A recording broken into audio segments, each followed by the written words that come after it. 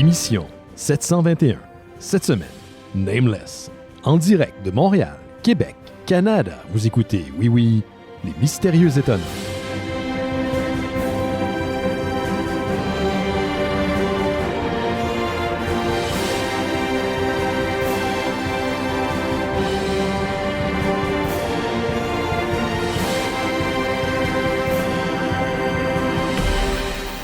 Bonjour à toutes et à tous, vous écoutez Les Mystérieux Étonnants, une émission en balado-diffusion consacrée au BD et à l'ensemble de la culture populaire. Le tarot, les maisons hantées. C'est ça.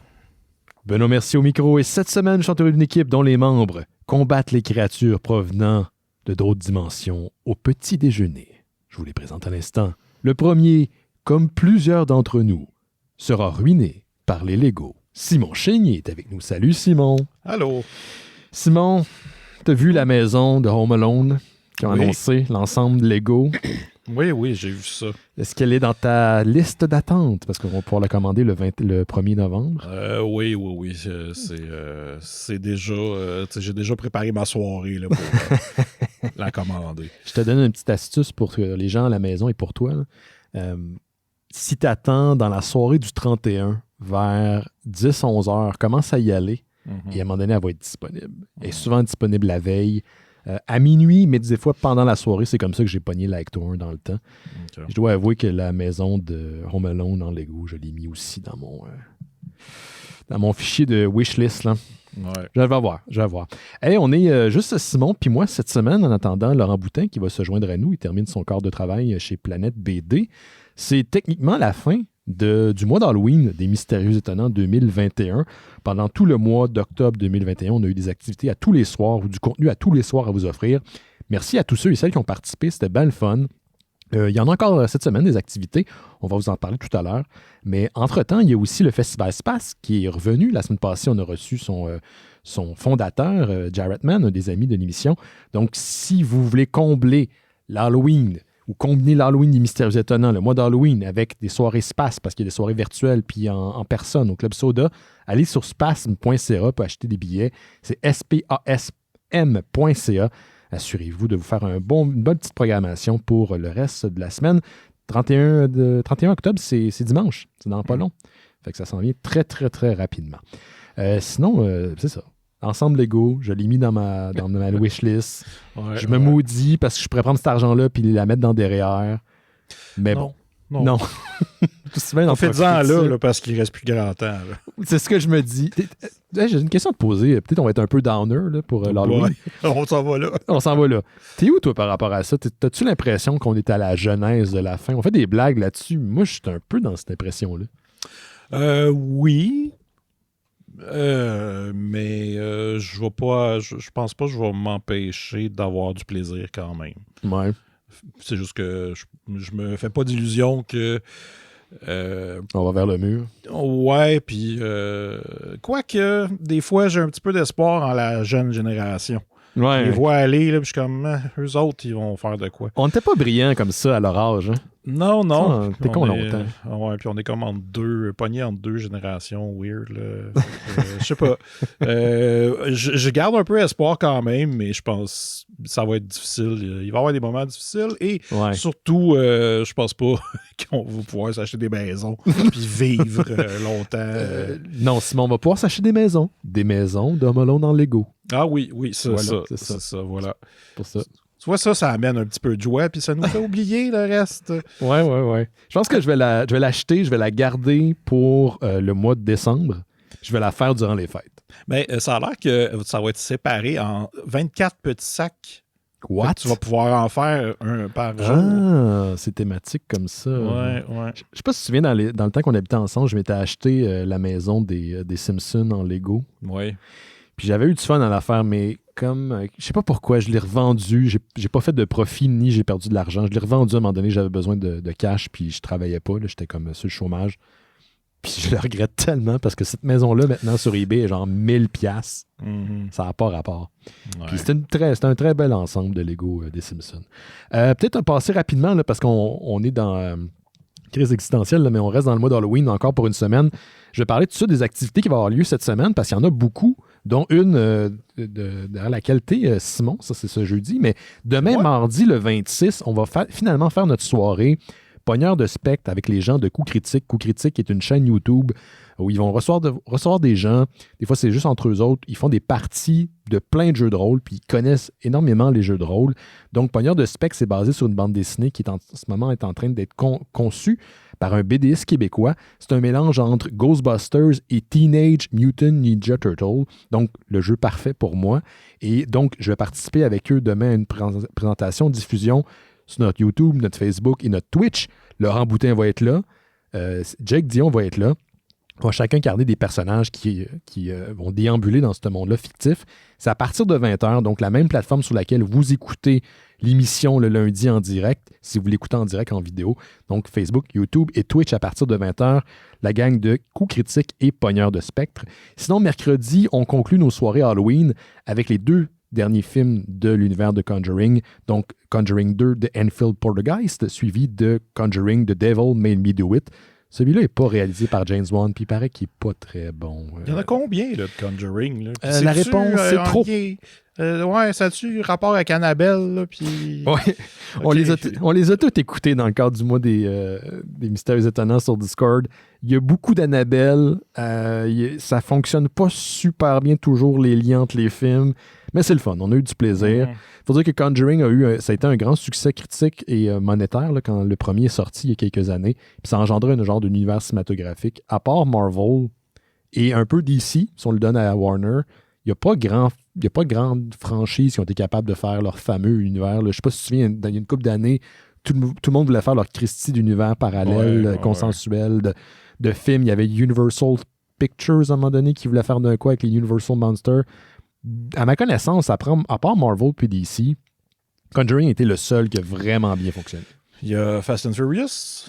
T'as raison, oui, je te le donne. Ils ont un univers maintenant, c'est vrai, avec les Hobbs & Shaw.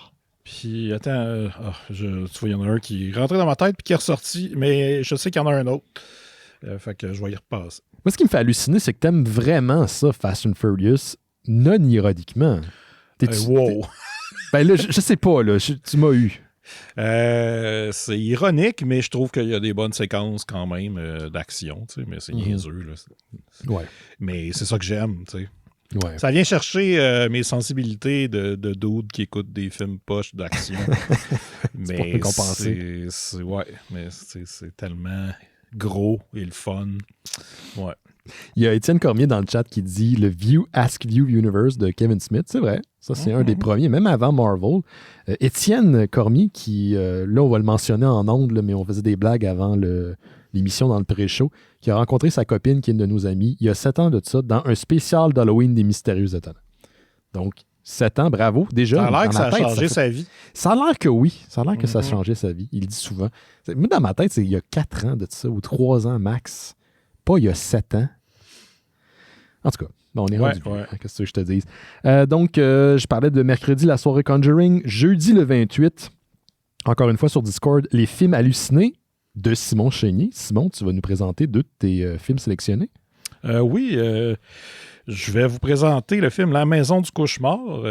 Et là, je l'ai dit en français parce que je vais les passer en français. Je sais que vous écoutez les films en anglais d'habitude, mais là, ça rajoute un petit quelque chose de le fun, la petite traduction française cheap des années 80. Donc, ça va être La Maison du Cauchemar, un film sur une maison hantée avec... c'est un peu ramassé de n'importe quoi, là. Et c'est un film italien et on va aussi rester dans l'Italie pour le deuxième qui va être les démons. Je pense que c'est ça le titre en français. The Demons, Demons ou Démonie. Donc, c'est des gens qui se font posséder par des démons dans une salle de cinéma. Et c'est complètement capoté. Excellent. Donc ça, c'est ce jeudi, vendredi, on a Friday the 13th, Jason Take Manhattan, qui est un de mes préférés, là. C'est Jason sur un bateau pendant 1h30, puis les 15 dernières minutes, même pas, je pense que c'est 10 minutes, sont à Manhattan, ça fait pas de sens, pas en tout. Samedi sur Discord, encore une fois, les Halloween et dimanche, See No Evil 1 et 2, qui remplacent un peu notre Dimanche Lutte, parce que c'est un film qui est produit par la WWE, avec des lutteurs, et c'est pas toujours bon, ce qu'ils font la WWE. Puis je parle pas juste du ring, là, je parle de leur film. C'est pas super bon. Encore temps d'être membre Patreon pour avoir accès au Discord. Mais sinon, demain, comme je l'ai mentionné, la soirée Pogneur de Spectre va être gratuite pour tous sur Facebook, Twitch et YouTube. Commençons les nouvelles. Vas-y donc, Simon. Je parle beaucoup. Là, je t'ai curieux de parler. Vas-y donc, c'est à toi. Je pourrais, mais tu vois, là, j'ai comme... je viens de me rendre compte de quelque chose. Puis je vais faire ça très rapidement. Mais j'ai dans... les nouvelles sorties Blu-ray, j'ai oublié de faire le Google Translate des titres. Donc, je le fais pendant que je te parle. OK. Pendant ce temps-là, je vais mettre un effet sonore pour nous mettre dans le bain d'Halloween, là, parce qu'on n'est pas... Allons-y donc, voir.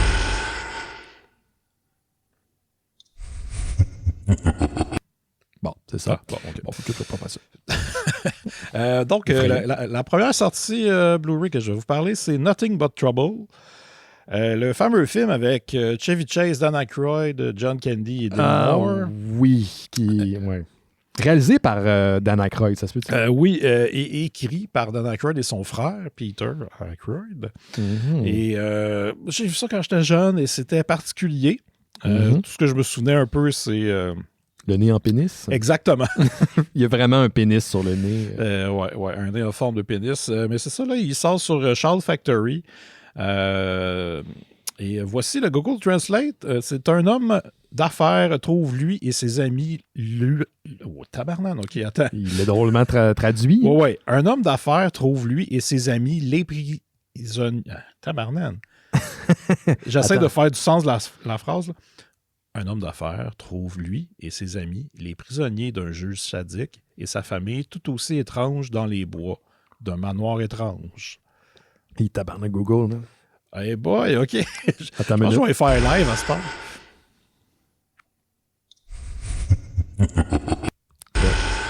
Oui, c'est bon. Oui, OK, bon. Merci, la voix.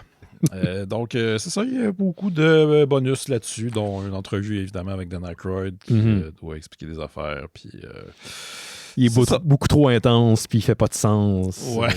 On l'aime de même, notre Aykroyd, mais des fois, là, il est parti. Eh boy, ce film-là. Oui. En fait, quelqu'un m'avait dit... Parce que Ghostbusters a été écrit par Aykroyd, mais il y a eu beaucoup de versions de scénario avant que ça devienne ce que c'est devenu. Là. Au départ, ça voulait explorer l'espace, puis les univers parallèles, puis c'était complètement fucké. Puis Aykroyd a beaucoup d'imagination, mais il faut le tempérer un peu. Nothing But Trouble, c'est juste lui qui a garoché toutes ses idées sur table, puis ça a donné le bordel qu'est le film. Mais c'est un peu réconfortant parce que c'est très 80s comme film, très 90 dans sa production. C'est all over the place. Mais c'est le fun. Mais c'est pas un bon film, on s'entend. Non. C'est pas génial. C'est Chevy Chase, il est comme pas là. Ouais. Tu t'attends à ce qu'il y ait au moins un petit peu de charisme, là, puis c'est pas une bonne période. Ouais. Chevy Chase, c'est un peu asshole des fois. Ben ouais, souvent. Prochain film, c'est le film Killer Party de 1986 qui sort aussi sur Child Factory. Et voici le Google Translate. C'est le poisson d'avril et les sœurs de Sigma Alpha Pi ont trouvé l'endroit idéal pour organiser une fête, la maison de fraternité abandonnée où un gag guillotiné a perdu la tête dans un bizutage qui a légèrement mal tourné. Donc, ouais, c'est ça. Wow. Ouais, ils s'en vont dans une place où il y a eu un meurtre. Bon, T'as-tu fait google.fr cette fois-ci? Ou? Non, c'est le même que d'habitude, mais qu'est-ce que tu veux? C'est réalisé par un certain William Fruette.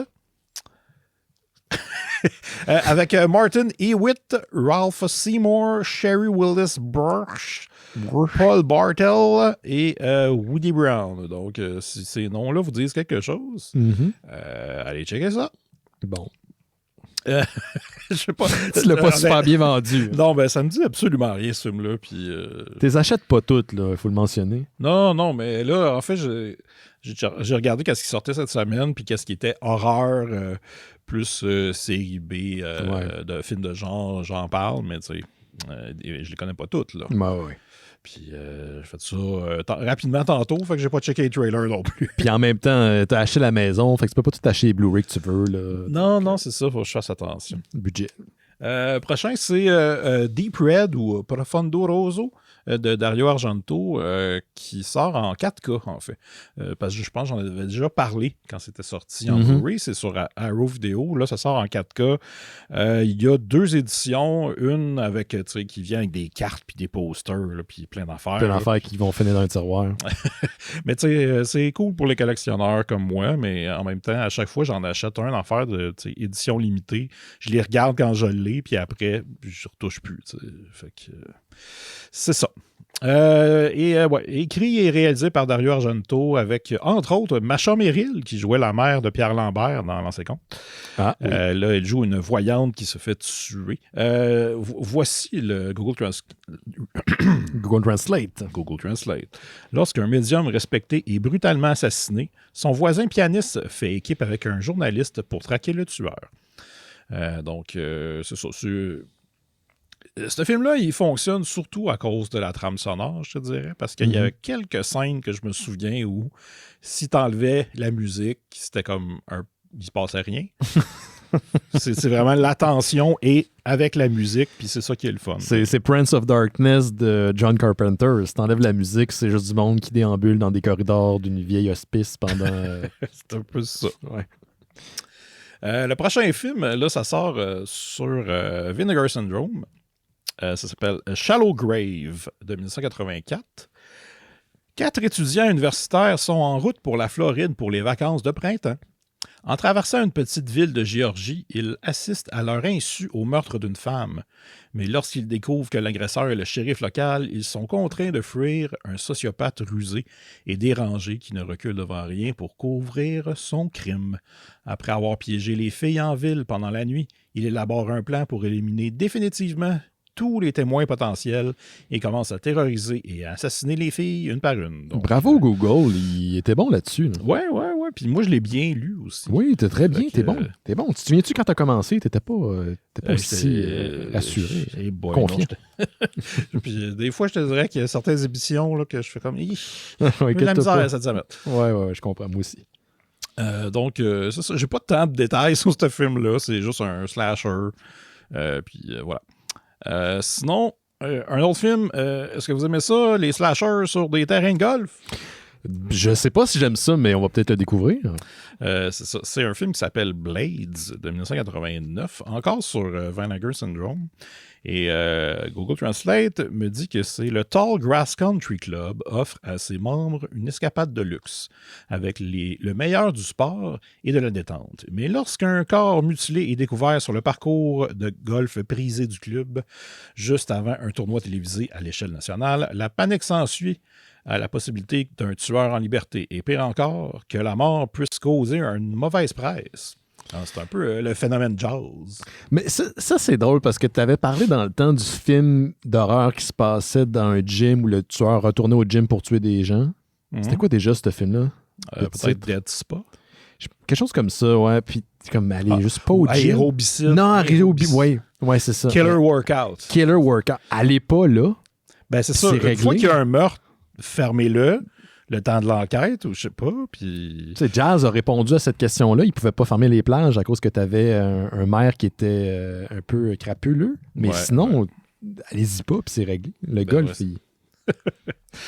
Donc, en faisant appel à l'expertise de Roy, un professionnel du golf, ainsi qu'à Kelly, un pro-espoir mécontent, pour démasquer le coupable derrière le carnage, le propriétaire au nez dur du club se retrouve bientôt avec des problèmes encore plus graves lorsque d'autres victimes commencent à se présenter. Et tout indique que le tueur est une tondeuse à gazon incontrôlable et sanguinaire. Wow, je savais pas que ça allait finir comme ça. Ouais, donc c'est ça. C'est Blade 1989. Sur la cover, t'as une fille qui crie et des lames. Ouais. Des lames de tondeuse. Wow. Donc voilà. C'était les sorties Blu-ray de la semaine. Ah, terrible. Ouais, c'est beau, OK. Ouais. Marche pas, ça fait pas l'effet que je voulais, je pense, les voix, malheureusement. OK. C'est peut-être mieux à l'audio, parce que là, en vidéo, on voit la petite fenêtre qui pop. Ouais, on la voit en plus, c'est vrai, en audio. Je n'avais pas pensé à ça. Donc, une petite nouvelle concernant l'univers de Star Wars. C'est sorti juste à la fin de la semaine, fait que ça a comme un peu pris sur tout le monde par de court, en fait. C'est THR, qui est The Hollywood Reporter, qui cite des sources. THR, habituellement, là, quand ils citent des sources, ils vont pas trop dans la spéculation. Ils ont des très bonnes sources. Ils sont pas dans le clickbait. Donc, quand ils rapportent une nouvelle, c'est habituellement vrai. Donc, THR qui cite plusieurs sources voulant que l'acteur canadien Hayden Christensen, qui a incarné dans le temps Anakin Skywalker et Darth Vader dans la série des antépisodes de Star Wars, sera de retour non seulement dans la série d'Obi-Wan, ça avait été annoncé en décembre dernier, mais dans la série live-action d'Ahsoka, série qui va être disponible éventuellement sur Disney+. Ahsoka, c'est un personnage qui était le padawan d'Anakin Skywalker dans Star Wars. On l'a vu dans les séries d'animation de Clone Wars, Rebels, et pour la première fois, incarné par une actrice, Rosario Dawson, en chair et en os dans la série de Mandalorian saison 2. Donc, Christensen va y participer. On ne sait pas de quelle manière. Est-ce qu'il sera un flashback? Donc, on utilise un genre de flashback pour faire référence à l'ancien maître d'Ahsoka, ou ça sera un Force Ghost, qui sait. Mais je trouve ça intéressant que Hayden Christensen, qui a arrêté d'être acteur depuis très longtemps, fait un retour dans l'univers de Star Wars, non pas une fois, mais 2 fois. La série est écrite par Dave Filoni, qui est le grand boss des séries de Disney+ de Star Wars depuis plusieurs années maintenant. Il fait une très belle job aux côtés de Jon Favreau. Les deux sont producteurs exécutifs sur le projet, comme pour Mandalorian. Donc, pour l'instant, on sait qu'Ahsoka se passe 5 ans après les événements de Return of the Jedi, comme Ahsoka se passe 5 ans après les événements de Return of the Jedi, comme la série de Mandalorian. Voilà, c'est là où je voulais aller. Merci. Ça se passe en même temps que le Mandalorian. C'est ça. Donc, c'est 5 ans après. Donc, ça risque de ne pas être un genre d'utilisation comme un préquel ou un truc comme ça. Ça se passe dans la ligne du temps qu'on est en train d'explorer. Fait que là, tu n'as pas le choix de l'avoir en flashback ou comme tu dis en Force Ghost. Exactement. Merci. C'est bon. Merci, Simon. C'est exactement où je voulais aller. Puis pour c'est ça, Obi-Wan Kenobi, l'acteur va participer aussi aux côtés de Ewan McGregor, probablement cette fois-ci dans le rôle de Darth Vader, parce que ça se passe avant A New Hope. Donc, c'est quand même une grosse nouvelle. Je pense que peut-être si Disney vous était laissé un peu froid, vous restez un peu froid avec les films ou la nouvelle trilogie du côté, disons, télévisuel, mais là, c'est sur un service de streaming. On va le mettre dans la catégorie télévisuelle.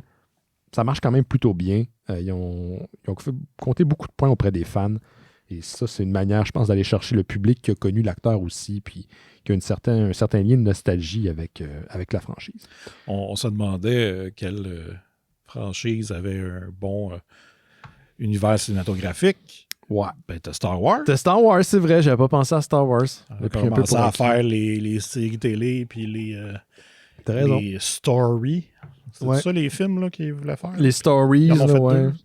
Ils ont fait 2. Ils ont fait quoi? Ils ont fait Rogue One, Solo. Ouais, Solo que les gens n'ont pas aimé, qui a un peu tué les stories, mais que j'ai bien aimé. Ah ouais, la photo est weird, par exemple. La photo est sombre. C'est vraiment bizarre. C'est pratiquement pas visible par certains moments. Mais ouais, ça va être ça pas pire. Qu'est-ce que tu as, toi, d'autre dans tes affaires, Simon? Je peux parler de... Je te parle de Venom. Venom, tu parles pas du film, mais bien sûr de la série de bande dessinée. Exactement, je vais te parler de Venom. Et là, j'ai pas aucune note. J'y vais au feeling. Oui. Mais oui, j'ai lu la run de Donny Cates qui vient de terminer. Tu l'as lu au complet? Oui. Shit, OK, wow. Puis tu sais, c'est drôle parce que je venais de lire aussi Immortal Hulk. Puis ça, c'est 2 séries qui se ressemblent en fait, c'est que chacun des personnages devient des espèces de... Ben, je veux pas spoiler, mais ça devient des personnages beaucoup plus importants que qu'est-ce qu'on sait. C'est ça qui arrive dans Hulk, puis là, c'est ça qui arrive avec Venom, parce que le but de Donny Cates, c'était de rendre Venom pas l'anti-héros de Spider-Man, mais un héros en tant que tel. OK, un héros à part entière. C'est ça. Puis tu sais, au show, on a lu le début, le premier trade. Après, on a lu l'event Absolute Carnage. On a-tu lu l'Event Absolute Carnage? Il me semble que oui, parce que je l'avais déjà lu, puis je l'avais sûrement pas lu de mon propre gré. Ça te tentait pas? Non, mais c'est pas ça, mais parce que ça se passe en plein milieu de la run, fait que j'aurais sûrement pas commencé là, mais je me souviens que j'avais quand même trouvé ça cool, mais là, tu sais, quand tu lis tout au complet, c'est vraiment le fun, puis la seule... je vais commencer juste par peut-être le négatif, c'est que pendant la run, il y a eu 3 events et un qui n'avait pas rapport avec Venom. Donc, tu sais, pour le lire, tu as besoin d'aller checker le reading order sur des sites. Mais c'est ça, il y a un event qui était War of the Realms. C'est une affaire avec Thor. Puis là, il y a comme 3-4 numéros dans Venom que ça a l'influence. C'était pas mauvais, mais c'est juste comme... c'est pas nécessaire pour comprendre la run. C'est ça. Mais après, c'est ça. Là, t'as Absolute Carnage, puis t'as la fin qui était King in Black. King in Black, ouais. Puis ça, c'est important. Puis aussi, c'est écrit par Donny Cates et dessiné par Ryan Stegman, qui a dessiné pas mal le reste de la run de Venom. Donc, on pourrait considérer que ces deux événements-là ou ces deux séries-là dérivées font partie du grand canon de Cates. OK. Oui, vraiment. Puis c'est ça que j'ai vraiment aimé avec la série, c'est que le personnage qui part d'un espèce d'anti-héros que tout le monde... C'est Venom. Là, tout le monde l'haït, puis Mais là, il y a un nouveau background. Pas un nouveau, mais on va chercher plus dans son passé et son symbiote devient autre chose parce que c'est ça, c'est comme... Dans la run, il y a le Gnoll. Le chef de tous les symbioses. Hein? C'est ça, un genre de dieu de la noirceur qui est... c'est ça, il veut évidemment tuer toute lumière. Parce que, c'est ça, parce qu'il est méchant. Bien, c'est ça, tous les symbiotes viennent de lui. Puis il y a quelque chose qui arrive au début, à un moment donné. Parce que pendant la run, souvent, Eddie Brock se fait séparer son symbiote, où il revient, puis il y a une autre forme. Il y a tellement d'affaires qui se passent avec le symbiote, puis lui, que leur relation est vraiment comme... comment dire, est pas facile quand que d'habitude, c'est vraiment, ils ont un symbiote justement, symbiose entre les deux, puis ils trippent, tu sais. Ben, pas ils trippent, là, mais... Il y a des années qui sont liés, ils se connaissent. C'est ça. Là, on apprend, tu sais, petit spoiler, mais rien de majeur, là, c'est qu'à un moment donné, on apprend que dans le passé, Eddie Brock... il y a eu des traumas. Le symbiote ne fait pas juste guérir ses blessures physiques, il guérit ses blessures mentales. Ah, c'est intéressant. Ses traumas. Ouais, ses traumas, dont un que, à un moment donné, il y a comme une relation difficile avec son père, puis son père le blâme pour avoir ruiné sa vie. Et de son souvenir, c'est parce qu'il s'est fait rentrer dedans par un char. Puis que là, à cause des frais d'avocat pour toute la cause, son père n'a eu pas d'argent. Mais l'affaire, c'est que c'est pas lui qui s'est fait rentrer, c'est lui qui a rentré dans un enfant en char parce qu'il était sous. Okay. Je parle d'Eddie Brock. Eddie Brock, qui n'est pas son père. Là, lui apprend comme, ah non, c'est le symbiote qui a comme joué avec mes souvenirs pour que ça me traumatise moins. T'sais. Wow. Fait que là, juste ça... ça devient comme jouer beaucoup avec le personnage. Puis là, en plus, avec toute la bataille avec Carnage qui revient, tous les symbiotes qui sont comme contrôlés, qui prennent contrôle de tout le monde. En tout cas, ça devient vraiment huge. Et à la fin, t'as même... t'as genre Venom qui brandit une espèce d'épée mergée avec... Norlin pour battre Gnoll. En tout cas, ça devient tellement épique et grandiose. C'était magnifique. Tu me donnes le goût de le lire, par contre. J'ai lu juste le premier trade pour le show. Oh ouais. Je trouvais que Kate, il comprenait beaucoup le personnage. Très bien le personnage de Venom. C'est ça. Puis il y a quelque chose qui revient tout le temps dans la BD, c'est que Eddie Brock apprend qu'il faut que c'est important de ne pas être seul pour lui. il a besoin des autres. Donc, tu sais, là, il y a une genre d'amitié avec Spider-Man, puis avec son symbiote aussi, il veut le retrouver. Il n'a pas peur d'aller voir les autres super-héros pour leur dire, il se passe ça, voulez-vous m'aider? Puis, tu sais, fait qu'à un moment donné, il va voir les Avengers, il leur dit tout ce qui arrive, puis là, ils sont prêts à ce que Knoll arrive, tu sais. Fait qu'il y a comme tout cet élément-là que j'ai aimé aussi. Fait que je l'évolution du personnage, ouais. C'est combien de numéros au total, si tu comprends pas les Absolute Carnage et King in Black? Je pense que c'est à peu près 35-40. OK, ouais, ça se fait. Ça se lit. Puis c'est ça. Puis il y a à peu près 6 à 8 numéros pour chaque event aussi. Puis c'est ça, ça vaut vraiment la peine. Est-ce que tu as lu en parallèle la série de Carnage? Parce que je pense qu'ils l'ont rebooté un peu en même temps que le retour Non, du ça personnage. semblait pas être tant nécessaire. OK. J'ai lu quelques one-shots qu'il y avait, qui avaient un peu rapport puis qui menaient à Absolute Carnage, mais pas de série Carnage. J'ai commencé à regarder, puis à un moment donné, je trouvais que Donny Cates faisait une bonne job. J'avais lu le premier trade, comme je l'ai mentionné. Je me demandais où est-ce que ça s'en allait. Puis là, il y a eu la multiplication, ce qui est très c'est normal là, dans les titres de comic book, que ce soit Marvel ou DC, quand quelque chose fonctionne, on va essayer d'aller chercher le plus de lecteurs possible. Mais là, c'était rendu all of the... Puis ils ont ramené Scream à un moment donné, la première symbiote qui a pris possession d'une fille. J'étais, il y a trop de titres. Là. C'est comme, ça me fait... Même en tant que personne qui lit des comics depuis longtemps, quand ils partent dans cette espèce d'engouement de faire 10 000 titres, ça m'effraie.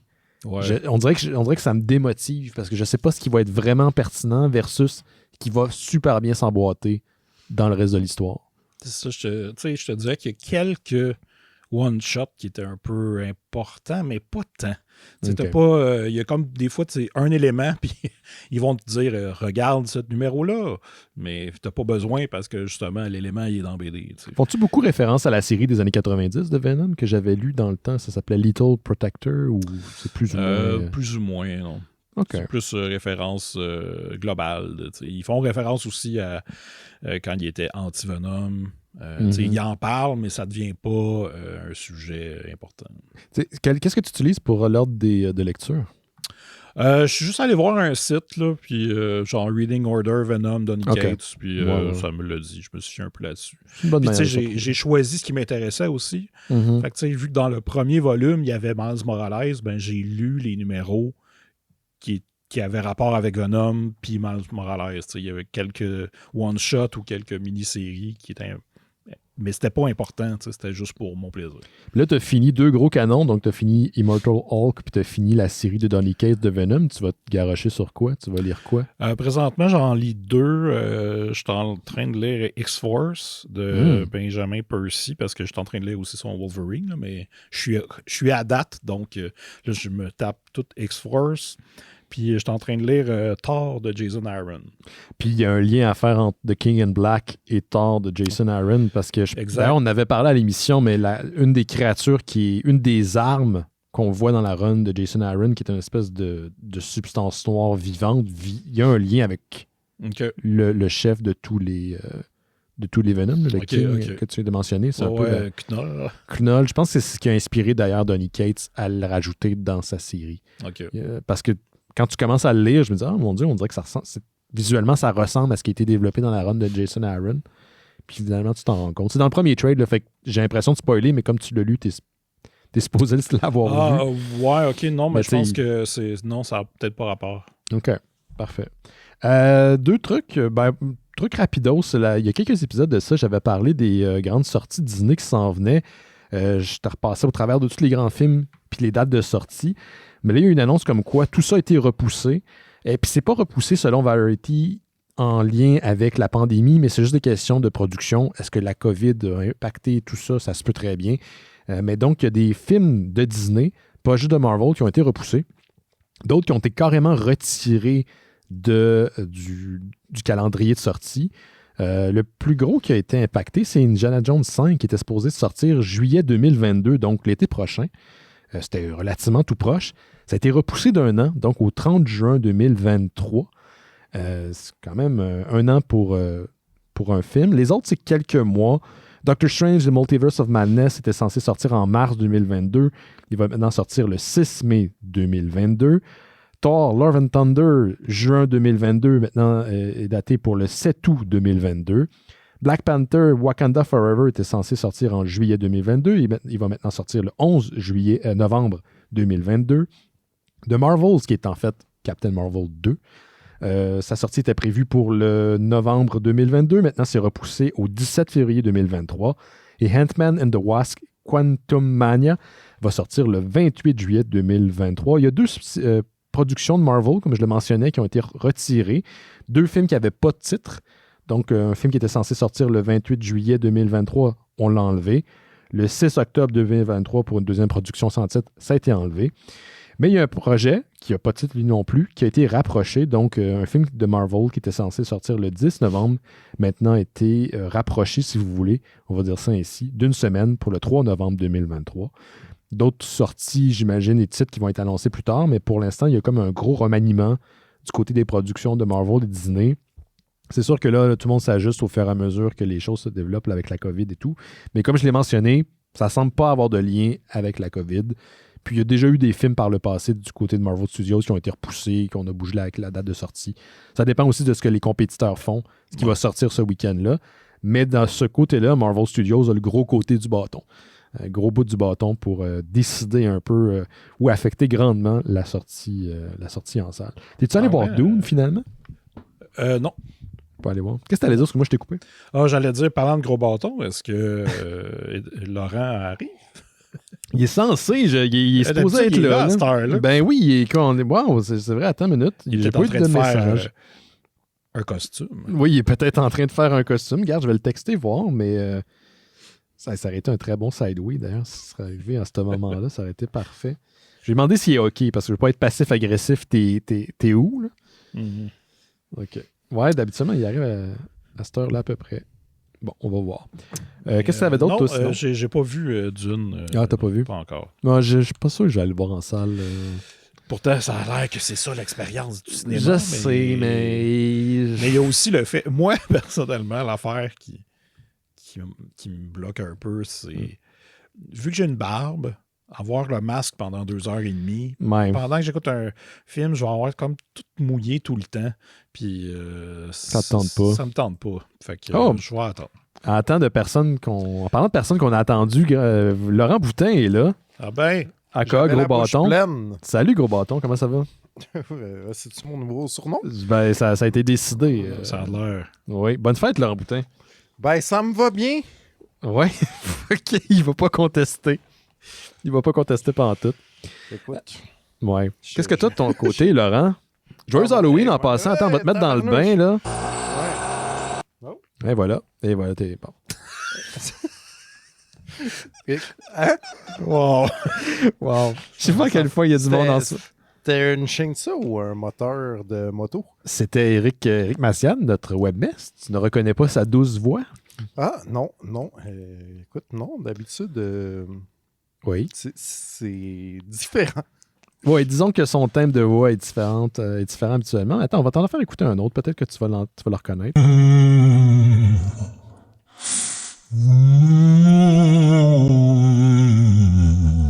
Terrifiant, ne trouvez-vous pas? Oui, on est-tu à décider? Non. Voyons, Colin, maudit. Écoutez. Ouais, c'est ça. Écoutez. Oh. Ben, vas-y donc, Laurent, qu'est-ce que tu as de ton côté dans tes nouvelles? OK. On te pitche dans la piscine. Ben oui, je suis tabarnouche. Laissez-moi arriver, j'ai encore mon code. Ben écoute, je vais te rassurer, Laurent, j'ai un truc spécial pour les auditeurs aujourd'hui. Oh. Et pour vous, pour Laurent et pour Simon. J'espère que c'est ce que je pense. Ah, on verra. Il faut passer par ta chronique avant. D'accord. Ben, je vais vous parler. Il y a un événement qui a lieu... c'est jeudi, vendredi, samedi. À la BNQ, c'est un colloque sur la bande dessinée. Mm-hmm. Je ne sais pas à quel point ça prend la place du défunt Crass, qui était le colloque de recherche en art séquentiel qu'il y avait avec le FBDM jadis. Mais ça a l'air parrainé par le FBDM aussi, mais plus international cette fois-là. Le titre du colloque s'appelle « Faire trembler les fondations ». Donc, je pense que ça se veut un sujet, mettons, large, là, dans le sens qu'il y a des conférences qui seront données sur la place de la bande dessinée au musée, comment ça shake les fondations de ce qu'on accepte dans les musées. Il y a d'autres affaires qui sont plus vraiment sur l'architecture ou les villes en bande dessinée. C'est ça, c'est pendant 3 jours, pendant la journée. Je recommande chaudement la conférence qui s'appelle Ville impossible et cités malléables de Michael DeForge parce que c'est un auteur que j'aime beaucoup, dont je vous ai parlé souvent et qui s'est donné par mon éminent collègue Émile. Émile. BD. Ben oui, on le salue. Et mon autre ancienne collègue Virginie qui fait aussi une conférence croisée sur Julie Delporte et Catherine Oslo. Il y a aussi un truc qui est vraiment cool.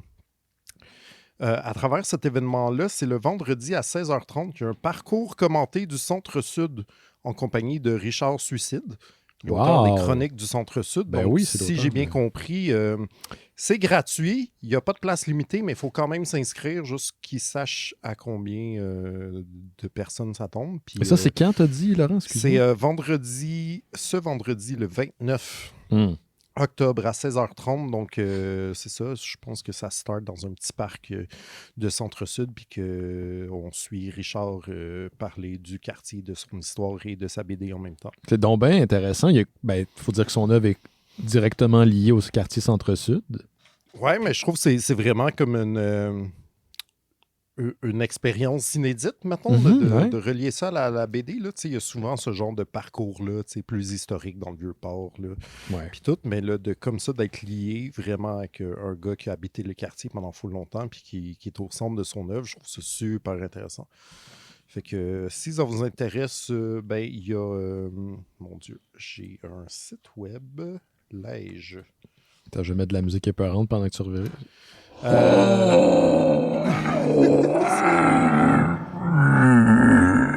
C'est pas vraiment de la musique, dirais-je. En fait, googlez faire trembler les fondations colloques, puis il y a un horaire là, qu'on peut télécharger en PDF avec chacune des conférences, dont une, il y a un segment sur les villes dystopiques en bande dessinée qui concerne entre autres Akira aussi, qui m'a l'air fort intéressant. Cool. Est-ce que tu y seras? Parce que je sais que tu as congé le vendredi souvent. Je vais essayer, mais cette fin de semaine-là m'a l'air déjà bien remplie. Fait que je sais pas comment je vais caser tout, mais en tout cas, je vais faire ce que je peux. Au moins, est-ce que c'est plus tard dans tes notes, Laurent? Est-ce que tu as la soirée du 28 aussi dans tes annonces que tu voulais faire? Non, parce que tu en avais parlé la semaine passée. On peut en reparler cette semaine. C'est la même affaire, mais on peut en reparler cette semaine, oui, bien sûr. Ben vas-y. Ah là? Oui. Parce que le 28, c'est aussi l'événement Jake Dion et Patrick Sénécal, l'événement autour de Alice au Cinéma L'Amour. Il reste très peu de billets disponibles, par exemple. Sur combien? Quelque chose comme 300-400, ça se peut-tu? Quelque chose comme... pas tout à fait 400, mais plus que 300. Là, comme 350, 375. Il restait, en tout cas, avant hier, il restait genre 38 billets, fait que... Si vous nous entendez là, n'attendez pas la fin du show. Allez vous réserver des places si ça vous intéresse parce que pour vrai, c'est vraiment une soirée qui va être super chargée en événement. Là. C'est ça, il y a comme 1 heure de lecture théâtrale inspirée à la fois du roman et de la BD avec, je pense, des projections de dessin de Jake. Puis après ça, il y a un talk avec les 2 auteurs, plus le gars qui fait la mise en scène qu'on vient juste de voir rendu là dans la soirée, puis le réalisateur de la série La Reine Rouge, qui sera donc la 3e partie de l'événement, la projection de la série entière de La Reine Rouge. Fait que, qui est lié aussi à l'origine du personnage d'un des personnages dans Alice. Comme je connais pas trop ça, mais si j'ai bien compris, c'est comme le même personnage, mais pas tout à fait dans la même... en tout cas, avant ou après. Là, c'est avant. Exactement. C'est avant son autre épisode. OK. C'est avant, avant Alice et après 51-50 Rue des Ormes, qui est un des premiers romans de Patrick Sénécal, où le personnage fait son première apparition. Tabarnouche. C'est riche, hein? Mais ouais, c'est ça. Fait que ça start tôt, là. Je pense qu'à 7h30, genre, c'est commencé, là. Puis il y en a pour une couple d'heures avec tout ça. Quand même. Il y a de la boisson, en plus. Il y a de la boisson, mais oui, on n'allait pas passer tout ce temps-là assoiffé, c'est sûr. Voilà, fait que ça va être cool, quand même, j'ai hâte. Oui, c'est une grosse semaine. Puis d'ailleurs, c'est ça, je l'ai dit tantôt aux auditeurs, mais on a une soirée avec Coup Critique demain. Ah oui, Le- ouais, ben oui, j'ai pas oublié. Ça s'en vient, hein? T'avais oublié. Non, mais j'avais pas oublié, mais tantôt, je me suis rappelé que j'ai oublié d'aller lire la fiche de personnage que tu m'as envoyée. Fait que Wow. je Pas suis l'impression. encore dans le flou sur ce qui m'attend. Pas l'impression qu'on va beaucoup suivre les règlements. Oh, là, Ouais. non, On moi, est je au- suis monsieur règlement. Hein. Bon, je suis pas très monsieur règlement jeu RPG. Je retiens rien de toute façon. Fait que j'essaie de acter dans ce temps-là. Ah ouais. Mais c'est ma version de acting. Ouais. C'est cringe. La version de Jake de acting qui est juste comme ah ouais, la Ouais, on a un bidoche, accent. l'accent C'est ça, français. il se donne un Qui a accent vraiment pas français. rapport avec le personnage. Qui est super Parce que je insultant. me fie à l'année passée. Ah ouais, je sais pas s'il va répéter ça cette année. Ah ben, qui vivra verra. Oui, demain. Qu'est-ce que tu as d'autre, Simon, dans tes notes? Je peux vous parler des films que j'ai écoutés dans les derniers jours. Ouais, t'es très Halloweenesque de ce qu'on me dit. Hein? Pas mal. Je comprends rien de ce qui se passe. Ça fait mal. Ça fait mal. OK. Bon. Premier film que je vais vous parler, c'est le film Watcher 3. Film de 1994. J'ai pas vu le 1, j'ai pas vu le 2, mais je me suis lancé dans le 3 pour la seule et unique raison qu'il y a Wings Hauser dedans. Et là, je suis dans un trip de film de Wings Hauser parce que il est Wings intense. Ben, c'est un acteur. OK. Faites vos recherches. On va faire ça. Attends, moi, je mélange tout le temps parce que quand tu dis Wings Hauser, je pense à la chanteuse chinoise Wings. Puis là, je la mélange comme, ah non, c'est Wings Hauser. Puis là, il y avait comme un autre petit Asiatique, comme à peu près à la même époque, là, qui chantait mal, mais que tout le monde aimait, mais qui était peut-être un... C'était un Anglais concurrent aussi. d'American Idol, je crois. Ouais, genre. Ouais. William Hung. Exactement. Oui, c'est ça. Ben oui. Dans ma tête, tout ça se mélange, mais je comprends qu'il n'y a pas d'Asiatique dans Wings Hauser. Non, c'est un dude, là. Qui a une grosse face. Il a l'air du bassiste de Tears for Fears. Mais il est intense. Il est tout le temps... tu sais, genre quand... C'est comme mon Nicolas Cage à moi. OK. Parce qu'il est intense. Puis tu sais jamais où il va aller dans ses rôles, mais bref... Fait que tu l'aimes. Oui. Okay. Mais là, tu sais, je l'ai toujours apprécié. Puis là, on dirait que je me suis dit, hey, je vais écouter ces films. Mhm. Puis là, ça tombait bien parce qu'il y en a quelques-uns que c'est des films d'horreur, dont Watchers 3. Ça, c'est... Watchers 3, c'est un peu prédateur. Mais dedans, il y a un chien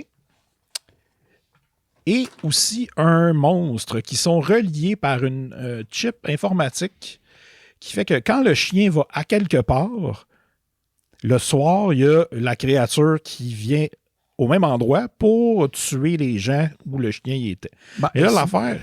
D'après moi, c'est ce qui manquait dans Predator. Mais Ben, c'est un peu ça. Mais là, l'affaire, c'est que là, le chien, il veut plus faire ça.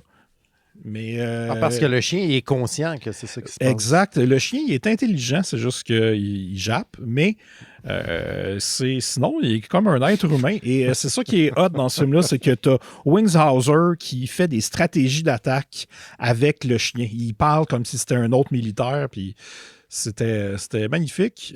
Et le monstre est affreux. C'est pas incroyable, mais j'ai eu du fun.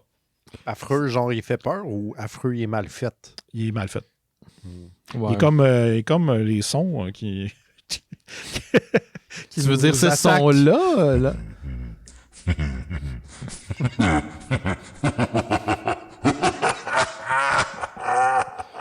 Ça, c'est un de ses meilleurs, par contre. Ouais, C'est c'était bon, ça, plus là. Vincent Price à la fin de trailer, ça. Oui, Ouais. oui, c'est vrai. C'est vrai. Mais je pense que c'est pas le son qui est mal fait, c'est comme le blend dans... La modulation. Ou plutôt, comment qui arrive dans le show, puis qu'on est comme...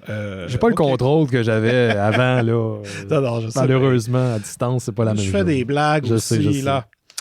Sinon, un autre film avec Wings Hauser que j'ai regardé, c'est The Carpenter. Un film de 88. Et là... Non, pas Pas John film de Carpenter. John Carpenter, le Ok. film de Carpenter. Donc, ça, Donc, ok. Le Charpentier. Le charpentier. Tu sais, de ce que je pensais que ça allait être, j'étais sûr que Wings Hauser allait jouer un charpentier qui travaille sur la maison d'une famille, puis là, ben, il devient trop investi dans la famille, puis là, il est comme psycho avec eux autres. Tu sais, un peu la version evil de Comment ça va Bob, là, genre. Ouais. Mais finalement, c'est vraiment pas ça. C'est un film, premièrement, c'est tourné au Québec, donc il y a quelques acteurs québécois et il y a une fille qui jouait dans La Maison des Chaînes. T'as le gars qui jouait Hervé Métal, je crois, dans Les 100 watts. Ah, je connais pas mon 100 watts. C'était-tu ça, Oui, son il est nom? loin, mettons. C'était-tu dans la famille de De Coali? Je sais pas. Puis, ouais, mais c'est ça, c'est que le charpentier, finalement, est un esprit qui... Comment dire? Un esprit vengeur? Un esprit... Non, c'est ça. C'est parce que là, je vais vous raconter l'histoire, dans le fond. Ça va être bien plus simple. Il y a des chances qu'on l'écoute plus jamais, ce film-là. C'est ça. Ça commence avec la fille qui a eu un mental breakdown puis qui est dans un asile. Puis là, son mari vient la chercher. Puis là, il dit « Hey, j'ai acheté une maison. » Fait que là, il monte la maison, puis sauf qu'il y a de la job à faire dessus. Un peu comme La Foire au Malheur, mettons. Ouais. C'était un peu ce look-là. C'est juste que là, la nuit, le jour, il y a du monde qui travaille sur la maison, mais la nuit, la fille se réveille, puis elle entend quelqu'un travailler. Puis là, elle va voir, puis c'est un charpentier qui est là la nuit. Puis là, il s'occupe de la maison. Puis là, ils ont une amitié entre les deux qui commence, mais il est juste là la nuit. Parce qu'on apprend que c'est un fantôme et qui... c'est un gars qui a... c'est un psychopathe qui a été tué sur la chaise électrique, mais que là, il veut revenir finir les travaux qu'il avait fait sur cette maison-là parce qu'il l'avait achetée à l'époque. Et là, ce qui arrive... le film est très, très bizarre parce que il est plutôt, comment je pourrais dire... ésotérique un peu. Ouais, j'ai ce feeling-là en t'écoutant parler que c'est... Parce que, tu sais, mettons, là, il y a un des charpentiers de jour qui trouve la fille de son goût, puis là, il veut comme, moi, je vais rentrer dans la maison, puis je vais essayer de la fourrer, tu sais, puis là, il accrouse, elle veut rien savoir, puis là, il commence à la brasser un peu, puis là, le charpentier, notre charpentier Wings Hauser arrive, puis là, il arrive avec une scie ronde, puis là, il dit, il faut pas que tu fasses ça, puis là, il coupe les bras du dude, mais le gars, il fait juste rester là à regarder ses bras. Puis là, la fille, elle fait comme OK, ben, je vais aller me coucher. Puis il y a comme pas. C'est tellement bizarre. J'ai adoré ce film-là. Je m'attendais pas à ça, puis c'était comme cool. Fait que, où on peut le trouver? Est-ce que c'est sur les internets? Probablement. Je pense qu'il n'est pas vraiment édité. Faut aller un peu dans le dark web. Oh, OK. Non, peut-être pas, là, mais... je vais prendre des bitcoins, des guns, puis de Carpenters. C'est ça. ça se peut qu'il soit sur YouTube. J'ai pas checké. Ouais. Voilà. Sinon, j'ai aussi écouté le film que j'ai parlé la semaine passée, Deadly Friend, de Wes Craven, où c'était un gars qui rentrait l'intelligence artificielle de son robot dans le corps de la fille, son amie qui est morte. Oui. Puis je l'ai écouté. Finalement. C'est particulier, là. L'affaire, c'est que ce que j'ai compris en lisant sur le film, c'est que Wes Craven voulait faire plus un film d'aventure, pas nécessairement de l'horreur. Puis là, il a été obligé par le studio de mettre des scènes d'horreur, gore dans le film. Puis c'est un peu étrange quand ça arrive. Fait que le ton est un peu bizarre, mais j'ai eu quand même du plaisir. Puis Christy Swanson qui fait semblant de faire un robot, là, ça, c'est très drôle. Ben, je pense que Wes Craven, pour une bonne partie de sa carrière, il a souhaité faire autre chose que de l'horreur. Puis malheureusement, les studios ne voulaient pas, puis ils l'ont tout le temps forcé à ramener ça à l'épouvante. Puis ça a été une de ses déceptions. Ouais. Un autre film qui est tourné à Montréal, sur la rue Drummond, et dans la place Ville-Marie, c'est un film qui s'appelle Of Unknown Origin de 1983, réalisé par George P. Cosmatos, qui avait fait, entre autres, Tombstone. Et le père de... Quoi? C'est pas lui qui avait fait Mandy aussi? Non, c'est son fils. C'est son fils, Ah. c'est ça. Cosmatos, c'est ça. Puis il me semble qu'il a travaillé sur Tango et Cash, là, mais il me semble qu'il y a comme 4 noms là, associés à Tango et Cash. Là. Fait que il me semble que c'est un film de Stallone, mais c'est pas Tango et Cash, c'est un autre. Cobra, voilà. Il a fait Cobra. Et là, en fait, c'est Peter Weller qui joue un genre de yuppie qui se bat contre un rat géant chez eux. Pendant que sa femme, Shannon Tweed, est partie en vacances avec son fils. Fait que là, lui est tout seul chez eux, puis de plus en plus, il vire fou avec l'envahisseur qui est le rat géant. C'est un peu comme Comment ça va Bob, mais remplace Bill Murray par un rat. Mais... Ouais. Très thématique, tout ça. Ouais. Mais sérieux, j'ai vraiment aimé ça. C'est peut-être ma découverte de la saison. C'est un petit film qui n'a aucune prétention, mais c'est super bien joué, bien réalisé. Le rat, il est efficacement chiant. Et Peter Weller vire fou assez spectaculairement. Mais c'est bon. Est-ce que c'est un Peter Weller pré-Robocop et post-Robocop? Ouais. C'est son premier leading role, dans le fond. OK. Donc, avant Bucaro. Est-ce que c'est un peu folichon parce que Shannon Tweed est là? Non, pas du tout. D'ailleurs, c'est le premier rôle de Shannon Tweed. Oh, wow. OK. Wow. Premier rôle de Shannon Tweed et Peter Weller. Ouais. Ils ont fait d'autres types de films après, là, mais les deux sont allés dans des directions différentes. Ouais, mais tu sais, elle n'est pas là souvent. Là. C'est plus le Peter Weller show. Mais puis il y a le gars que sa tête explose dans Scanners, il joue là. Ce gars-là, OK. Ben All-Star Cast. Ouais. Puis quand tu dis un rat géant, en fait, c'est un rat grosseur, un petit chiot, mettons. Ah, OK. C'est gros. Parce que ça, j'étais comme cette grosseur-là serait déjà un rat géant, mais est-ce qu'il est géant, genre. Non, j'aurais dû dire semi-géant. Là, c'est juste qu'il est vraiment gros. Pas un petit chiot, mettons un schnauzer. C'est gros pour un rat. Tu veux pas ça dans ta maison. Pour un rat, c'est très gros. C'est ça. Ouais. Mais ça ressemble à ça. Là. Puis c'est ça. C'est comme une maison qui vient de rénover. Là, puis là, il entend des sons. Puis là, plus ça va, plus le rat, il coupe des fils. Là, puis c'était magnifique. C'est toute une take sur genre l'envahisseur est dans la maison. Là. Ouais, c'est ça. Puis j'en ai un dernier. Est-ce que je le garde pour tantôt ou je peux le faire? Non, vas-y là. J'ai écouté aussi Sorceress 2 de Temptress de 1997. C'est un film avec Julie Strain qui comment dire? On l'avait pas vu dans Hard Ticket to Hawaii. Exact. Bon. Non, elle n'est pas là-dedans, mais elle a joué dans des films de ce réalisateur-là. C'est une pin-up model. C'est elle qui était souvent le modèle pour Heavy Metal 2000. Ah oui, les couvertures, là, avec les filles plantureuses avec les longs cheveux blonds. C'est ça, là, elle, c'était un petit peu plus tard, là, puis c'était aussi la femme de Kevin Eastman, le créateur des Teenage Mutant Ninja Turtles. Wow! Donc, elle joue là-dedans. C'est un film qui... J'essaie de me souvenir. C'était quelque chose. C'était un gars qui arrive dans une ville pour une nouvelle job. Puis là, il se rend compte que la compagnie dans laquelle il va travailler, qui est une compagnie cosmétique, dans le logo, il y a un pentagramme. Donc là, il commence à trouver ça bizarre. Puis là, c'est toutes des filles qui veulent... comme le tuer. Puis là, lui, non, pas le tuer, mais ils veulent l'utiliser pour quelque chose.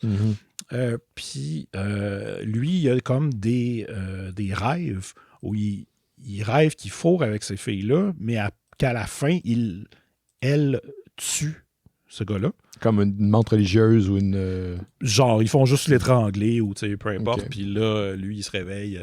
Puis là, après, quand il va travailler là, il voit les mêmes filles. Puis là, il fait comme voyons, c'est mes rêves. Je comprends pas. Puis là, il enquête là-dessus. Il se rend compte que c'est ça. C'est un genre de culte satanique qui veulent l'utiliser pour On sait pas trop quoi, là. Ce rendu-là, c'est pas important. C'est ce que les satanistes veulent faire. Là. Ouais. Ces gars-là. Puis ça finit avec une espèce de bataille de faux rayons pitchés par les mains.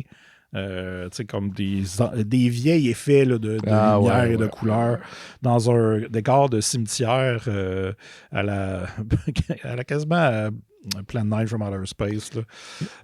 C'est ultra cheap, ça dure même pas 1h30. Mais écoute, quand t'es un peu gelé à 2h du matin, c'est le fun. Faut voir la maison. Ouais, fait que c'est ça. Moi, j'ai une nouvelle concernant Jean-François Rivard, réalisateur et co-scénariste de Les Invincibles, série noire, et C'est comme ça que je t'aime. Donc, il y a eu une annonce faite par Bell Media pour sa première série originale dramatique. Crave va en fait unir ses forces avec Jean-François Rivard pour une nouvelle série du titre Bon matin Chuck ou l'art de réduire les méfaits. Une série qui a été co-créée par le comédien Nicolas Pinson, Jean-François Rivard, la co-scénariste Émilie Lemay-Perrault et le choréal Mathieu Cyr. Ça suit le personnage de Charles, Chuck, qui est l'animateur vedette d'un show du matin très connu, Bon Café, Bon Matin, et qui est pris dans un scandale. Chuck va aller dans un centre pour venir à bout de ses dépendances, rassurer ses proches, refaire son image, mais lui, il pense qu'il n'y a pas de problème. Donc, j'ai bien hâte de voir ça.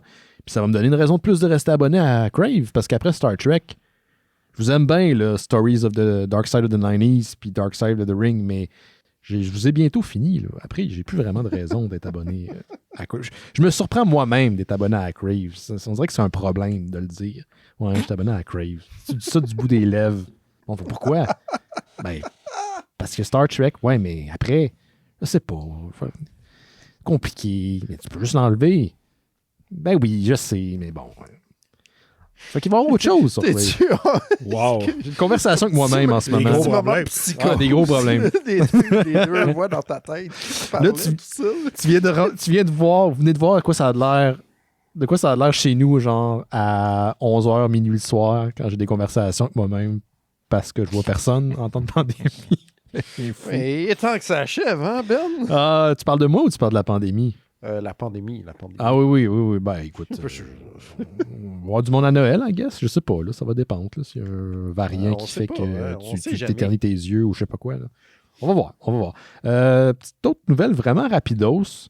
La semaine passée, on a parlé des bandes annonces qui avaient été dévoilées durant le DC Fandom, qui est un événement durant lequel Warner Brothers va présenter des propriétés intellectuelles de DC Comics qui sortent en film, en télésérie. Il y a peut-être des fois même des annonces en comics, mais on comprend que le côté ou le penchant télévisuel puis cinématographique est beaucoup plus important dans ces événements-là. On a parlé des bandes annonces durant l'épisode 720, allez l'écouter. On est passé à côté d'un truc qui a été annoncé pour Superman. Donc, Superman, qui maintenant est incarné dans les pages de Superman Son of Kal-El par John Kent, le fils de Superman. C'est lui qui a récemment été dévoilé comme étant bisexuel dans les médias. Si vous avez beaucoup d'opinions par rapport à ça, je questionne vos choix. Donc, ce Superman-là a maintenant adopté un nouveau slogan. Depuis le 1939, dans New York World's Fair Comics numéro 1, Superman, on l'appelle ou on le surnomme le Man of Tomorrow. Et maintenant, cette appellation-là va faire partie de son nouveau slogan. Le slogan avant, c'était Truth, Justice and the American Way. Maintenant, ça va être Truth, Justice and a Better Tomorrow. Donc, un personnage qui... On s'éloigne un peu de l'American Way. C'est pas la première fois que Superman fait ça dans les bandes dessinées. Vous vous souvenez, il y a une couple d'années, il y avait... c'est ça. Il avait décidé de ne plus être américain. Il avait... laissé de côté sa citoyenneté américaine, ça a fait un tollé, il était revenu.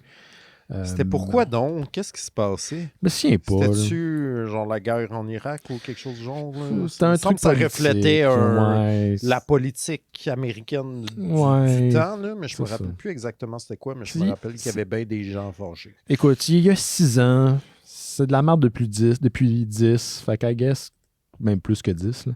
Je sais pas, je me souviens pas c'est quoi la raison, là.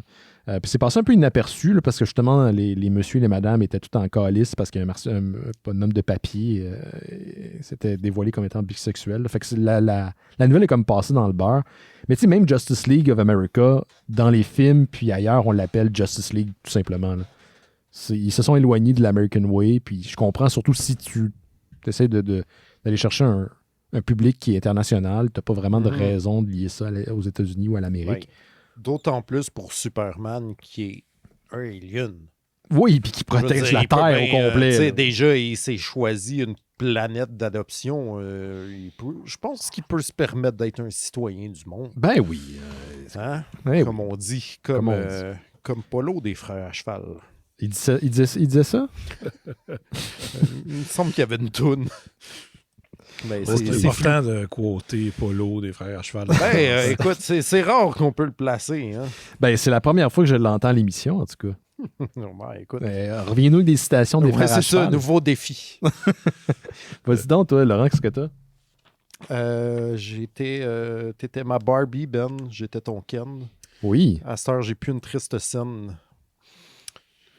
C'était aussi une citation de Polo. Ouais. On dirait que j'étais pendu aux lèvres de l'effet sonore qui m'a profondément laissé en plan. Oui, je pense que ça cet effet-là. Si vous aimez ça, la BD, puis parler de BD, Oui, il paraît qu'on aime ça. ouais, correct. Il y a ces temps-ci l'éditeur montréalais Drawn Quarterly Yes. qui, vu que les lancements de livres, c'est encore un peu chamboulé, qui a décidé de faire plusieurs événements live sur leur Facebook et leur YouTube concernant des auteurs et des livres qui s'en viennent chez eux, OK. avec des auteurs internationaux et locaux. Donc, il y a déjà eu le 21 octobre dernier une longue entrevue d'1 heure et demie avec Brecht Evans, qui est un de mes auteurs actuels favoris, qui est comme un Belge né, voyons, flamand. Qu'est-ce que tu cherchais comme mot? C'est flamand que tu cherchais? Ben, je cherchais, non, l'autre mot qui était ça, qui n'est pas néandertal. C'est ce que j'allais dire. Tu t'allais dire néandertal, hein? Ouais, puis j'étais comme, non, c'est effectivement, c'est Néerlandais. absolument pas néerlandais, merci. Ouf, hey, ça, les brain fart live comme ça, c'est toujours plaisant. Oui, c'est Oui. exactement ce qui s'est passé dans ma tête. C'est ça. J'ai vérifié l'entrevue, une longue entrevue avec l'éditeur qui est disponible, là, qu'on peut réécouter donc parce que c'est passé le 21 octobre sur le YouTube de l'éditeur. Il y a les prochains événements qui sont live aussi. Il y a le 29 octobre, il y a Myrion Mal qui habite à Montréal pour la traduction de son livre C'est comme ça que je disparais, qui sera traduit chez Drawn Quarterly à l'automne. Mhm. Le 2 novembre, on a une autrice coréenne qui s'appelle Kum Suk Jendri Kim. OK.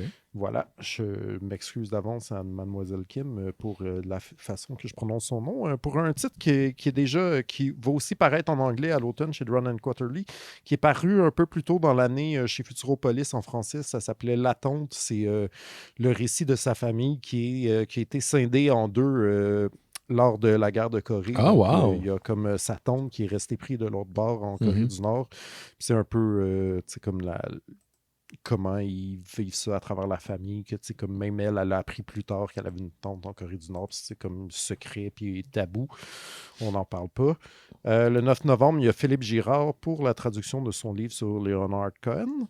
Puis le 18 novembre, il y a une autrice israélienne que j'aime beaucoup qui s'appelle Rutu Modan, aussi pour un livre qui est déjà paru en français, mais qui paraîtra en anglais d'ici Noël chez Drawn Quarterly. Un livre qui en français s'appelle Tunnel, qui est vraiment une espèce de... Ça prend comme une prémisse de Indiana Jones, là, il cherche la même marche, mettons, mais qui se passe dans l'Israël de nos jours, puis qui essaye de monter une équipe à la fois de juifs et de musulmans qui s'aiment pas trop, mais que c'est comme dans un endroit qui empiète sur le terrain. Ah, C'est wow! comme voyons. Ce qui est Des le cas, archéologues d'ailleurs, hein. d'un Ouais, ouais. bord qui essayent d'aller de Mhm. l'autre côté pour trouver un objet mythique qu'on ne sait même Ouais. pas si ça existe. Puis c'est vraiment cool pour vrai. C'est un super bon livre. Fait que je suis vraiment curieux de l'entendre parler de ça aussi, là, puisque c'est aussi... moi, je trouve que ces BD à Rutumonan, c'est vraiment intéressant de voir aussi des trucs qui se passent dans l'Israël d'aujourd'hui qui ne parle pas nécessairement de plein front du conflit israélo-palestinien, qui est plus sur les gens qui y habitent. Oui, il y a ce contexte-là, mais comme il y a aussi une vie de tous les jours qui là-dedans, fait que je trouve ça vraiment fascinant, ces bandes dessinées. Fait que c'est ça. Il y a des événements Facebook pour tout ça, puis sinon, comme je disais, c'est rattrapable sur le YouTube de Drawn and Quarterly. Puis pour vrai, c'est tout... J'ai pas tout lu, là. Mettons la Corinne, je la connais mal, mais c'est sûr que c'est super intéressant. Fait que... Super. Toi, Simon, il te reste quelque chose? Non. J'ai un dernier truc, puis je joins un peu Laurent parce que tu parlais de bande dessinée, mais je reste dans la bande dessinée, mais américaine, le comic book, mais cette fois-ci virtuelle. Il y a quelques semaines de ça, on avait parlé du service Marvel Unlimited qui lançait des séries exclusives à leur service de lecture en ligne. Donc, Marvel Unlimited, c'est une application, c'est aussi un portail sur le site de Marvel où vous allez pouvoir lire des titres qui sortent, je pense, environ 6 mois à 1 an plus tard en version numérique. C'est une manière de rattraper les titres puis d'avoir accès à un important catalogue sans vous ruiner. Il y a un frais mensuel ou annuel. Annuel, ça vaut vraiment la peine. C'est quelque chose environ 90$ à peu près pour une année. Donc, ça vaut la peine. 90$ canadiens. Donc, depuis peu, Marvel offre aussi des séries exclusives qui s'appellent Infinite Comics. Et là, il y en a une nouvelle qui a été annoncée après l'annonce initiale. Ça vient d'être annoncé. Ça s'appelle Spine Tingling Spider-Man. C'est une mini-série de 8 numéros, parce qu'il n'y a pas assez de Spider-Man de publier en ce moment. Écrite par Saladin Ahmed et dessinée par Juan Ferreira. Donc, étrangement, cette série-là a sa propre chanson thème. Vous pouvez aller voir ça sur les internets. Et ça sera disponible à partir... C'est très particulier. On dirait une version MIDI du vieux thème de Spider-Man. C'est assez cheap. Puis il y a du monde qui chante par-dessus. Là. On dirait que c'est quelque chose qui a été fait sur un coin de table. Je ne sais pas pourquoi ils ont décidé de faire ça. Ils se sont peut-être dit que ça va être quelque chose qui va intriguer les gens puis qui vont les inviter à aller ou les motiver à aller voir la bande dessinée sur le service Marvel Unlimited. Je sais pas.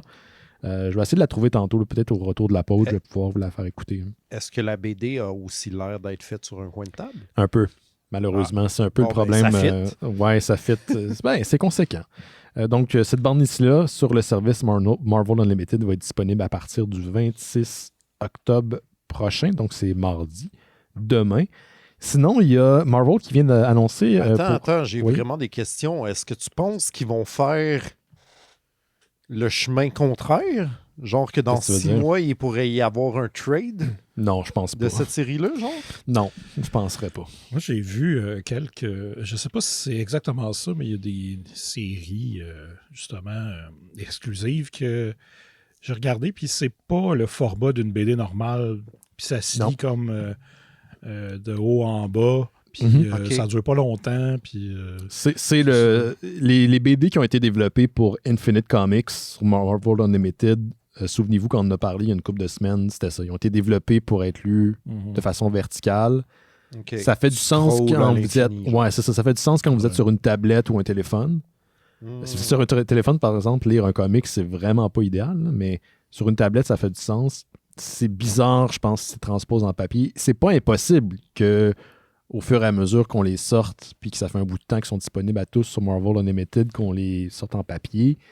Mais je crois que c'est le but, la stratégie, c'est d'essayer d'inviter les gens, les curieux, à s'abonner au service pour qu'ils y restent.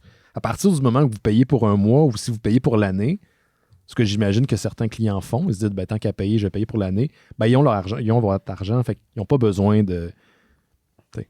C'est une stratégie pour attirer des gens. Ouais, mais...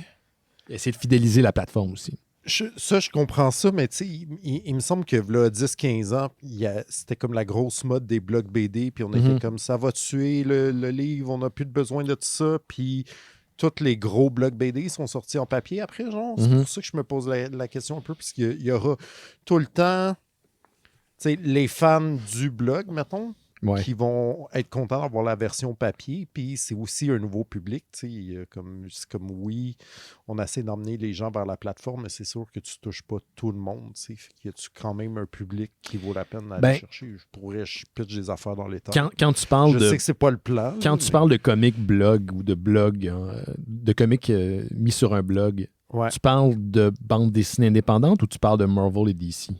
Non, je parle de plus indépendant. Moi, j'ai l'impression, puis c'est peut-être juste une impression, que le comic qui était gros, le webcomic, à un moment donné, tout le monde en parlait, puis on spéculait à l'effet que ça allait remplacer le papier. Puis, de un, en partant, là, sans les blogs comics, cette spéculation-là circule depuis au moins 10-15 ans. Quand on a commencé Les Mystérieux, c'était une chose qui était dite en 2006, que le papier allait disparaître, le single allait disparaître, puis le single est encore vivant. Je ne sais pas comment ça va affecter le milieu, mais pour l'indépendant, ce qui est le fun pour le lecteur ou la lectrice qui achète, c'est qui encourage directement l'auteur ou l'autrice. Donc, je comprends qu'il y a une version papier qui finit par sortir. Ah ouais. Alors que le Spider-Man, tu as moins cet aspect-là, c'est vrai. Ben, d'un autre côté, tu as pas Marvel, mais DC qui vient de sortir Superman 1978 et Batman 1989 en numérique. Puis là, après, il est sorti en papier. On commençait à les sortir en single. Les adaptations...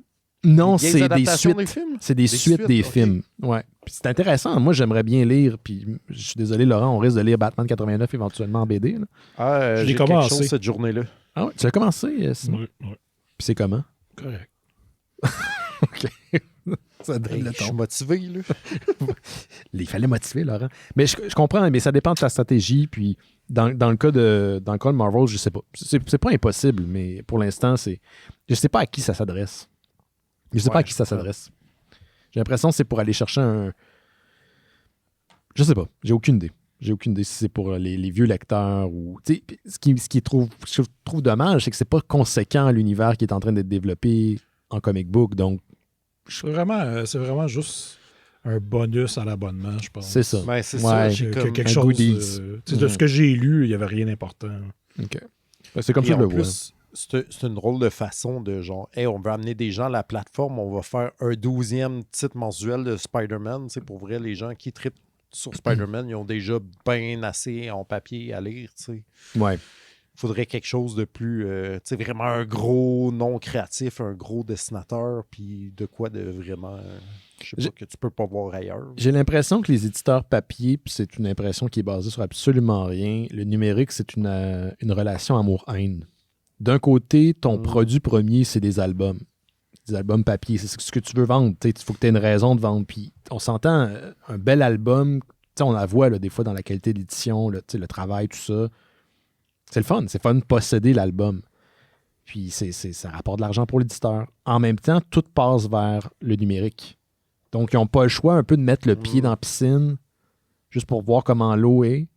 Mais est-ce qu'ils vont plonger complètement dedans demain? Je ne penserais pas. C'est un peu une industrie qui est en train de regarder ce qui se passe. Comme la télé. La télé est pertinente pour certaines personnes. Et c'est pas surprenant que la télé va récupérer des gens qui ont créé une communauté en ligne ou qui ont eu un certain viewership parce que c'est comme ça que tu essaies de garder une certaine pertinence. Fait que, oui, on va distribuer. Tu testes des eaux, puis à un moment donné, il y a un paradigme, un changement de paradigme qui se crée, puis au moins, tu aurais été un peu présent le temps que ce changement-là se fait. C'est comme ça que je le prends. En ce moment, il n'y a pas... Je crois qu'on va voir la disparition des singles bien avant le passage complètement vers le numérique. Oui, ça, c'est sûr. Le single tient à qui? Il tient à les fans hardcore qui lisent du single depuis des années puis qui vont toujours jurer que par le single. Mais un nouveau lecteur, puis déjà là, c'est un défi d'aller chercher de nouveaux lecteurs, de nouvelles lectrices, ne va pas commencer des singles. C'est pas viable comme format. D'un, ça coûte super cher. Puis si tu n'as pas d'attachement à cette manière-là de consommer ton produit, je vois pas pourquoi tirer vers le single. Mais ça, c'est juste moi. T'sais. Je sais pas. C'est une théorie que j'ai. Aviez-vous un dernier truc, M. Laurent? Parce que sinon, moi, j'ai quelque chose pour vous tous. Non. T'es sûr que t'as rien d'autre? J'ai fini Squid Game, j'ai haï ça. Ah, t'as détesté ça.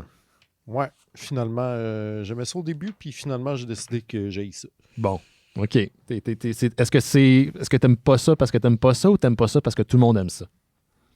Non, j'aime pas ça parce que j'aime pas ça. OK. Ça me dérange pas. Écoute, moi, je suis un grand fan de Beyoncé. S'il y a bien des gens qui n'ont pas besoin d'être backés, j'assume. Je suis pas mal imperméable à ces affaires-là, je dirais. OK. Donc, vous vous souvenez l'année passée, hein? Chez Out. On était en pleine pandémie. C'était notre dernier show pour le mois d'octobre d'Halloween des Mystérieux Étonnants. Oui. Là, aujourd'hui, un an plus tard, en 2021, on est en pandémie. Puis c'est la fin du mois d'octobre d'Halloween des Mystérieux Étonnants. Qu'est-ce que vous pensez qui va se répéter là pour les gens à la maison? Crafty Ben! Une chronique de Crafty Ben! Wouhou! Vous savez, mon nom est synonyme de crafting. Hein? Ben oui, c'est pour ça que mes amis m'appellent tous Crafty Ben. Tous les auditeurs et les auditrices que je rencontre dans le cadre d'événements qu'on faisait public m'appelaient Crafty Ben de toute façon. Et là, ce qui est génial d'être pogné à la maison pour éviter un virus qui risque de t'endommager les poumons, c'est que tu peux utiliser toutes les ressources Oui. disponibles dans ton appart pour faire du crafting. Et c'est ça la philosophie derrière Crafty Ben. C'est en temps de pandémie, quand tu finis une boîte complète de petits chocolats d'Halloween pour combler le vide existentiel, il y a moyen de récupérer cette boîte pour en faire quelque chose de magique. Et juste avant de vous donner les deux nouveaux projets que je vais vous suggérer cette année, je vais revisiter Oui, des projets. Je vais revisiter nos classiques. Donc, pour les gens à la maison, excusez-moi, il faut juste que j'allais chercher mon pot de beurre de peanut. Donc, on vous rappelle que pour ce premier Crafty Ben, qui est rendu très populaire, et l'année passée, vous m'avez envoyé des photos, j'espère que vous allez recréer cette expérience encore une fois cette année. Votre pot de craft de beurre de peanut, vous pouvez prendre le régulier ou le léger, c'est pas important. Et deuxième chose, il faut que vous ayez votre Sharpie. Votre Sharpie, donc à pointe large, pointe fine, ça marche moins. Sinon, il faut juste que tu repasses plus souvent, puis là, ça gosse. Ah ouais. Donc, vous prenez votre pot de craft crémeux, ou ça peut être croustillant aussi, c'est pas important, et vous apposez des petites lignes diagonales au-dessus des yeux, comme ça. Et là, l'expression va complètement changer la dynamique du pot de beurre de peanut. Donc, après ça, vous mettez ça dans votre... Vous mettez ça dans votre fenêtre à la maison. Dans la fenêtre? Dans la fenêtre, ben oui. Oh ouais, okay. Pour l'Halloween. Si on rappelle que c'est un spécial Crafty Ben. C'est aussi niaiseux que l'année passe. C'est la même affaire. La même affaire. Je sais. C'est comme si... C'est encore trop. C'est comme si je m'étais pas forcé. C'est la même affaire. Il y a des gens qui mettent des variantes. Hein? Moi, je suis plus un gars de classique, mais tu pouvais mettre traditions. Des traditions, man. Depuis... nos ancêtres faisaient ça. Avec des cannes pleines de plomb, mais c'était une autre histoire. Tu peux mettre des petits crocs. Plomb. Oui. Donc, tu peux mettre des petits crocs. J'aimerais ça voir vos créations cette année. Donc, envoyez ça là, sur le Facebook des Mystérieux. Une trentaine de personnes qui ont fait ça l'année passée pour le crafting. Une trentaine quand même. Oui, c'est beaucoup de gens. OK. Donc, ça, c'est le classique. Le deuxième classique, on vous le répète. Pour ce faire, vous avez besoin d'un Sharpie. C'est pas important. Pas le Sharpie, mais un surligneur. C'est pas important la couleur. D'un papier essuie-tout. Vous pouvez prendre 2 feuilles, 3 feuilles, 4 feuilles, comme vous voulez. Je ne m'en rappelle. Tu viens de te rappeler. Donc, vous apposez le papier essuie-tout sur le surligneur. Vous le recouvrez comme ça à la maison. Je sais que c'est visuel en ce moment, mais à l'audio, je pense qu'il y a un certain intérêt à l'écouter. Ben oui. Là, vous avez un beau petit fantôme. Et qu'est-ce qu'on fait après? Le Sharpie. On va chercher le Sharpie et on met des petits yeux. Et là, voilà, vous avez votre fantôme d'Halloween que vous allez pouvoir placer dans la fenêtre à côté de votre beurre de peanut. OK. Tu vois? Il y a une genre de thématique qui se crée. Ben oui, en plus que tu as ta chienne de Ghostbuster, là, ça fit avec le petit fantôme. Là, c'est comme parfait. Si... oui, je te dis, man, je me suis forcé. Donc, les deux nouveaux projets que je vais vous envoyer, que je vais vous suggérer à faire cette année, je sais que ces deux trucs-là sont pas très geeks. Puis là, rester dans la thématique geek. Donc, pour commencer, pour ce faire, ce projet, c'est super important.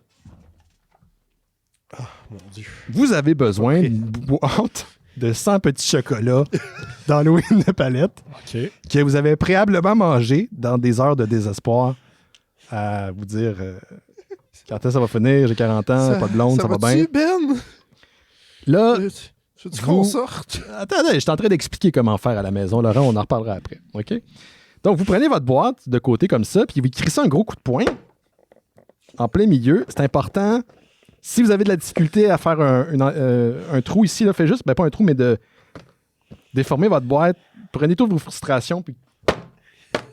OK. Voilà. OK. Vous revirez votre boîte de côté comme ça. Et ensuite, je me prépare au fur et à mesure, là, excusez. Imagine, c'est ça.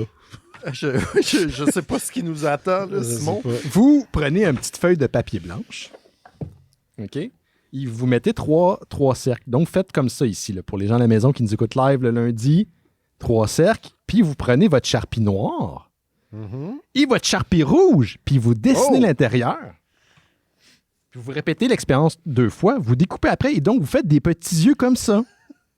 Vous voyez les yeux à la ok, maison? ok, ben OK? oui. C'est comme 2 gros yeux, style cartoon. 3 ovales. Donc, le blanc, un cercle rouge, puis un cercle noir.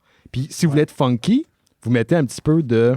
C'est fun, tu les avais préparés à l'avance. Oui, parce que ça me tentait pas de les faire durant, parce que j'aurais pété ma coche. T'as mis Non, une mais c'est petite bien touche de correct. blanc, là. Oui, oui. La touche blanche, c'est quoi? C'est du liquid paper.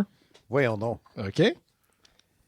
Après, vous allez chercher votre Le scotch tape. scotch tape, merci. Et là, vous prenez les yeux, vous les apposez sur la boîte rouge de petits chocolats. Dans le Halloween. trou qu'on a punché. C'est pas un trou, c'est plus comme il fallait dans, comme... dans la curve, genre. Ouais, c'est ça, dans l'espèce de... Donc, vous les accolez comme ça. Là, ça vous fait quoi? Un chapeau de Mario Odyssey. Oh, wow. It's me, Mario! OK, ouais. Est-ce que tu vas pouvoir prendre un screenshot pour les gens qui l'écoutent en audio? Oui, je vais le mettre sous la publication de Facebook puis sur Instagram s'il faut pour les gens. Oui, On va faire un freeze frame, là. Comme ça pour YouTube. Fait que c'est à la fois geek et on recycle nos trucs. Vous le voyez, là? Hein? Ouais. Je capote. C'est mon préféré à date. Ouais, ça. Vous le collez ça au bout de vos bras après. Mais non, Fait écoute, que c'est n'importe quelle boîte rouge, c'est ça Oui, l'important. ben, de préférable celle que vous avez utilisée pour essayer de Ouais, combler ouais, le vide. C'est ouais, ça qui est ça, c'est important. sûr. Après, pour Oui, le parce que- prochain. l'intérieur de la boîte te combler le vide, puis après, toi, tu combles l'intérieur de la boîte avec ta tête. Exactement. Ouais. Voilà. Hey, tu vois, c'est une belle mise en abîme, ça, Laurent. Puis aussi, tu as besoin de toute l'énergie que tu as pris à manger ton manque d'amour propre pour fesser dans la boîte Exact. pour qu'il y ait une curve dedans. Ben, exactement. Merci. C'est exactement. Si tu me voles les mots de ma bouche, là, Simon, c'est important d'utiliser votre énergie et frustration pour votre crafting. Hein? Oui, C'est pour ça que pendant une année, il faut que tu fasses une boule de colère qui va sortir juste une fois. Tabarnak. Donc, pour votre prochain Non, projet, faites pas ça, guys. vous prenez un long papier. Comment tu appelles ça? Voyons, Colin. Un rouleau. Tube de rouleau. Un restant de Scott Towel. De Scott Towel, mais Voilà. quand vous avez pu vous enlever tous les trucs là, que vous avez utilisés pour laver votre épicerie, parce que moi, je fais encore ça comme un Christy d'épais. Hein? Vous avez besoin de ça, oui. Puis personne ne fait ça. Je sais, mais moi, je le fais. Qui Vous avez besoin d'une lime. OK? Ah. Que t'as lavé avec ton essuie-tout. Exactement. Tu vois? Fait que la vie trouve son chemin. On parle, pas du- d'une lime, on parle pas d'une lime à ongles. là. Non, on Pour parle ceux du qui nous fruit. écoutent, Là, oui, c'est ça. Oui, voilà, merci. Du Papermate, donc du liquid paper. Un surligneur de couleur vert. Du papier. Hey, ça en prend des crayons différents. Oui, attends une minute. Être crafty. Je sais pas tout. Du papier brun là, de sac d'épicerie. Vous avez scrunché comme ça. OK. Et de la colle. Oh, quelle sorte de colle? Préférence colle chaude, ça te permet de scraper tes affaires. OK. Wow, OK. Hey, wow, là. Colle chaude. Tabarnak. Là, Moi, c'est mon médium de prendre des prédilection. Là. Ouais, là, t'es à un autre niveau. À un autre niveau. Mais là, je me suis forcé. C'est ça que je vous ai dit. Crafty Là, Ben, je là, pensais à je ça veux pendant dire. un an. Crafty Ben. OK? Tu penses, ça vient d'où ce nom-là? Donc, Ça, c'est la premièrement, colle chaude. vous prenez votre carton blanc, vous dessinez des longues oreilles pointues de gremlins. OK? OK. Vous pouvez le faire au crayon de plomb. Après que vous repassez ces lignes avec votre Sharpie noir, puis vous rajoutez du vert avec votre surligneur de couleur verte. Vous prenez votre lime, OK? Ouais. 2 fentes sur les extrémités, Je sais qu'est-ce qu'il va faire. Moi aussi, je le vois venir. Oh mon Dieu, je t'excite. et vous apposez les oreilles Oh! comme ça, de chaque côté de la lime. Ben non, c'est fucking cute. Comme ça fait des oreilles à la lime. Après, vous pognez votre liquid paper. Puis là, on va le laisser de côté pendant un bout, puis on va mettre 2 gros cercles blancs. Fait que là, ça va avoir le temps de sécher. Et voilà. Comme ça. Like to see the baby. Oui. Là, ce qu'on fait, parce que c'est important, vous pognez votre colle, puis là, vous pognez le bout. Vous en crissez partout, puis assurez-vous de ne pas vous brûler. Alors, en ce moment, Ben met de la colle chaude à l'aide d'un gun à colle chaude sur le rebord sur une des extrémités du tube vide de ce towel. On voit ça couler, là. Vous mettez la lime sur le bout.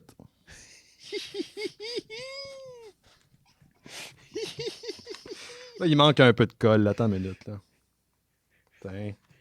Est-ce que la lime a vraiment besoin d'être collée ou est-ce qu'elle tiendrait quand Pour la même? prochaine étape, oui. Parce que là, après, vous allez prendre votre papier brun.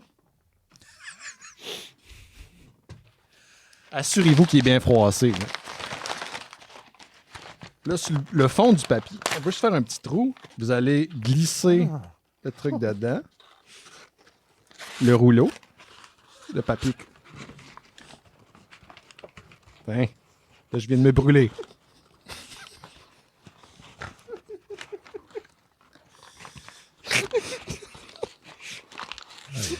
Ça va mal. Mais le pire, c'est que c'est beau. Pour vrai. Là, qu'est-ce que vous pensez qu'on fait? On Prenez colle, votre on Sharpie. colle le sac. On peut prendre le Sharpie, excusez. Là, on vient sur les 2 cercles blancs. Dessiner des pupilles. Oui, noir. Ouais. Là, vous avez quoi? Un grogu. Un bébé maison. Yoda. Ah. Et voilà. Donc, c'était Oui. la chronique Sharpie Ben. Crafty Ben pour 2021. Hein? Voilà. Bravo. Donc, please subscribe Incroyable. and like. Oui, subscribe, like, repost. Wow. Wow. Ouais. Je C'était suis vraiment impressionné. Est-ce que j'espère que vous n'avez pas déçu. Vous avez entendu un an pour Hey, ça. pour vrai, je suis sidéré. De Oui. un, par le retour de cet événement, et de deux, par ce très beau bricolage que tu nous as montré. Oui. Le gars de Parcelle de Soleil peut aller se rhabiller et se retourner dans sa sa tombe. Ouais, il est mort dans la COVID aussi, là, mais bon, ça, c'est une autre Ouais. histoire. Ça a été quel votre préféré, Bébé Yoda ou l'autre? Moi, c'est la casquette de Mario. Moi, j'ai Bébé Yoda, ça marche toujours avec. OK. Excellent. Ah ouais. Bon, ben comme on a terminé le Crafty Ben pour cette année, puis on va parler de la bande dessinée dont j'ai l'impression que personne n'a rien compris en deuxième partie d'émission, je vais prendre le temps juste de Pourquoi vous... tu dis ça? Ouais, c'est écrit par Grant Morrison, c'est tout ce que vous avez besoin de savoir. On va vous parler rapidement du Patreon des Mystérieux Étonnants qui nous permet de faire des belles chroniques Crafty Ben parce que j'ai acheté tout ça grâce à votre contribution. Donc, vous savez que votre argent est très bien investi. Pendant que mon appart La en colle feu. chaude. Oui, c'est la colle chaude. Donc, vous allez sur mystérieuxétonnant.com, il y a un bouton en haut, faire un don, vous cliquez là-dessus, ça vous amène vers Patreon, qui est une plateforme qui vous permet de donner genre 2$ par mois. Puis ça fait en sorte qu'on produit les Mystérieux Étonnants à chaque semaine depuis maintenant. Ça va faire 16 ans en janvier. Donc, il y a du contenu de qualité comme ça. Et comme il reste une semaine au mois d'Halloween des Mystérieux Étonnants, toutes les activités Discord, vous y avez accès quand vous donnez au Patreon des Mystérieux Étonnants. Sinon, grâce à votre contribution, on produit Terre Kaiju, qui est le podcast de Jake et de Simon sur les gros monstres qui se tapochent. Il va y avoir une deuxième saison en novembre quelque part. Et Noël Chisdor, qui, j'ai entendu se dire, allait faire un retour. Oui. La semaine passée, j'ai dit qu'on allait taper un épisode mardi. Puis là, je vais redire, on va taper un épisode mardi. Fait que... Ah, 2 épisodes en 2 semaines? non, Non. l'autre n'a ouais. pas eu lieu finalement. Parce que c'était la soirée de Étienne sur le Discord pour la musique de Étienne. Donc, 2 trucs là, qui sont produits en plus des Mystérieux Étonnants grâce à votre contribution. On a Bifurcation. Cette semaine, il va y avoir un autre épisode dédié au Treehouse of Horror. Podcast exclusif pour les membres Patreon. Et Terre Humaine chez Isda, qui va refaire son retour éventuellement. Podcast exclusif également sur Patreon, sur la télésérie très bonne, très beige, Terre Humaine. Sinon, on est sur Apple Podcasts, Google Podcasts, Stitcher, Spotify, Facebook, Twitter, Instagram et mystérieuxétonnant.com. On va prendre une petite pause et on revient dans quelques instants avec la bande dessinée de la semaine.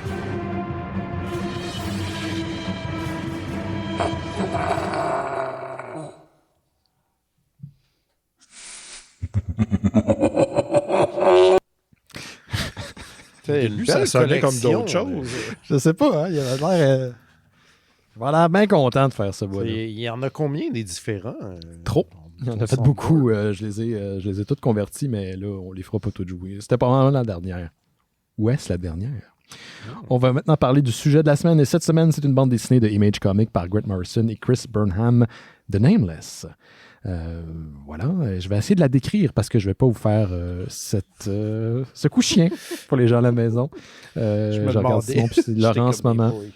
Donc, on suit un mercenaire du milieu occulte du nom de Nameless, parce que dans le milieu occulte, ceux qui possèdent votre nom peuvent vous contrôler, si je comprends bien. C'est une affaire de magie. Qui est engagé par un millionnaire du nom de Paul Darius. Paul Darius et son organisation ont détecté un météorite qui se dirige vers la Terre, sur lequel il y a un sigil plutôt, une forme donc qui est utilisée dans les incantations. C'est une genre d'incantation magique, mais visuelle. C'est supposée une discipline de la magie. Et ce qu'on comprend, en fait, c'est que cet astéroïde était les restants d'une vieille planète, la 5e planète de notre système solaire, détruite il y a des milliers d'années de ça dans une grande guerre entre les habitants de cette planète et les créatures d'une dimension parallèle qui s'apparente à l'enfer. Et finalement, dans ce restant de planète, cet astéroïde, il y a aussi ce qui serait en fait une prison pour des entités maléfiques, pour une entité maléfique. Et donc, c'est pour ça que Paul Darius amène le Nameless, le mercenaire de l'occulte, pour essayer de appuyer l'équipe scientifique qui va essayer de dévier l'astéroïde, voire le détruire. C'est ce qu'on comprend de l'histoire.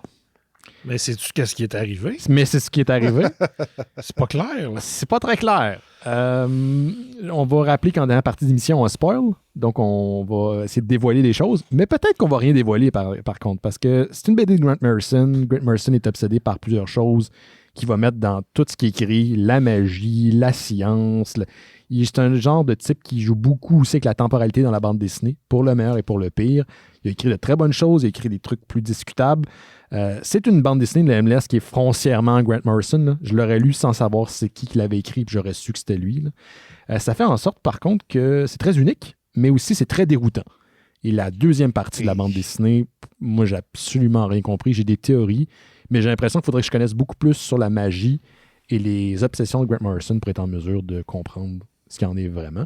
Faire un tour de table très rapidement. C'est notre dernière bande dessinée du mois d'octobre de Halloween des Mystérieux Étonnants. Qu'est-ce que tu en as pensé, toi, Simon? T'es où par rapport à ça? Je sais que récemment, tu as lu Multi-University, qui était aussi de Grant Morrison chez DC Comics. C'était pas nécessairement le même registre, mais ça faisait partie de ses obsessions aussi. Oui, puis en général, j'aime beaucoup Grant Morrison. Par contre, souvent, il faut relire son stock pour le comprendre. Mm-hmm. Mais il y a tout le temps quelque chose au moins qui t'accroche. Là, c'était tellement incompréhensible. À chaque fois que je commençais à comprendre, il arrive de quoi qui fait comme « Ah, OK, mais c'est pas vrai ce que je viens de lire. » là. Fait que j'étais un peu comme « Comment tu veux embarquer dans quelque chose que tu comprends pas à chaque 3 pages? » Ouais. Ouais, c'est ça. Le dessin est bien correct, là, mais c'est ça. Toi, Laurent, t'es où par rapport à la bande dessinée? Puis t'en es où par rapport à l'auteur écossais Grant Morrison? Est-ce que c'est un auteur que t'apprécies? En fait, c'est ça. Moi, Grant Morrison, j'ai jamais rien compris de ce que lui. Puis, j'ai pas l'impression.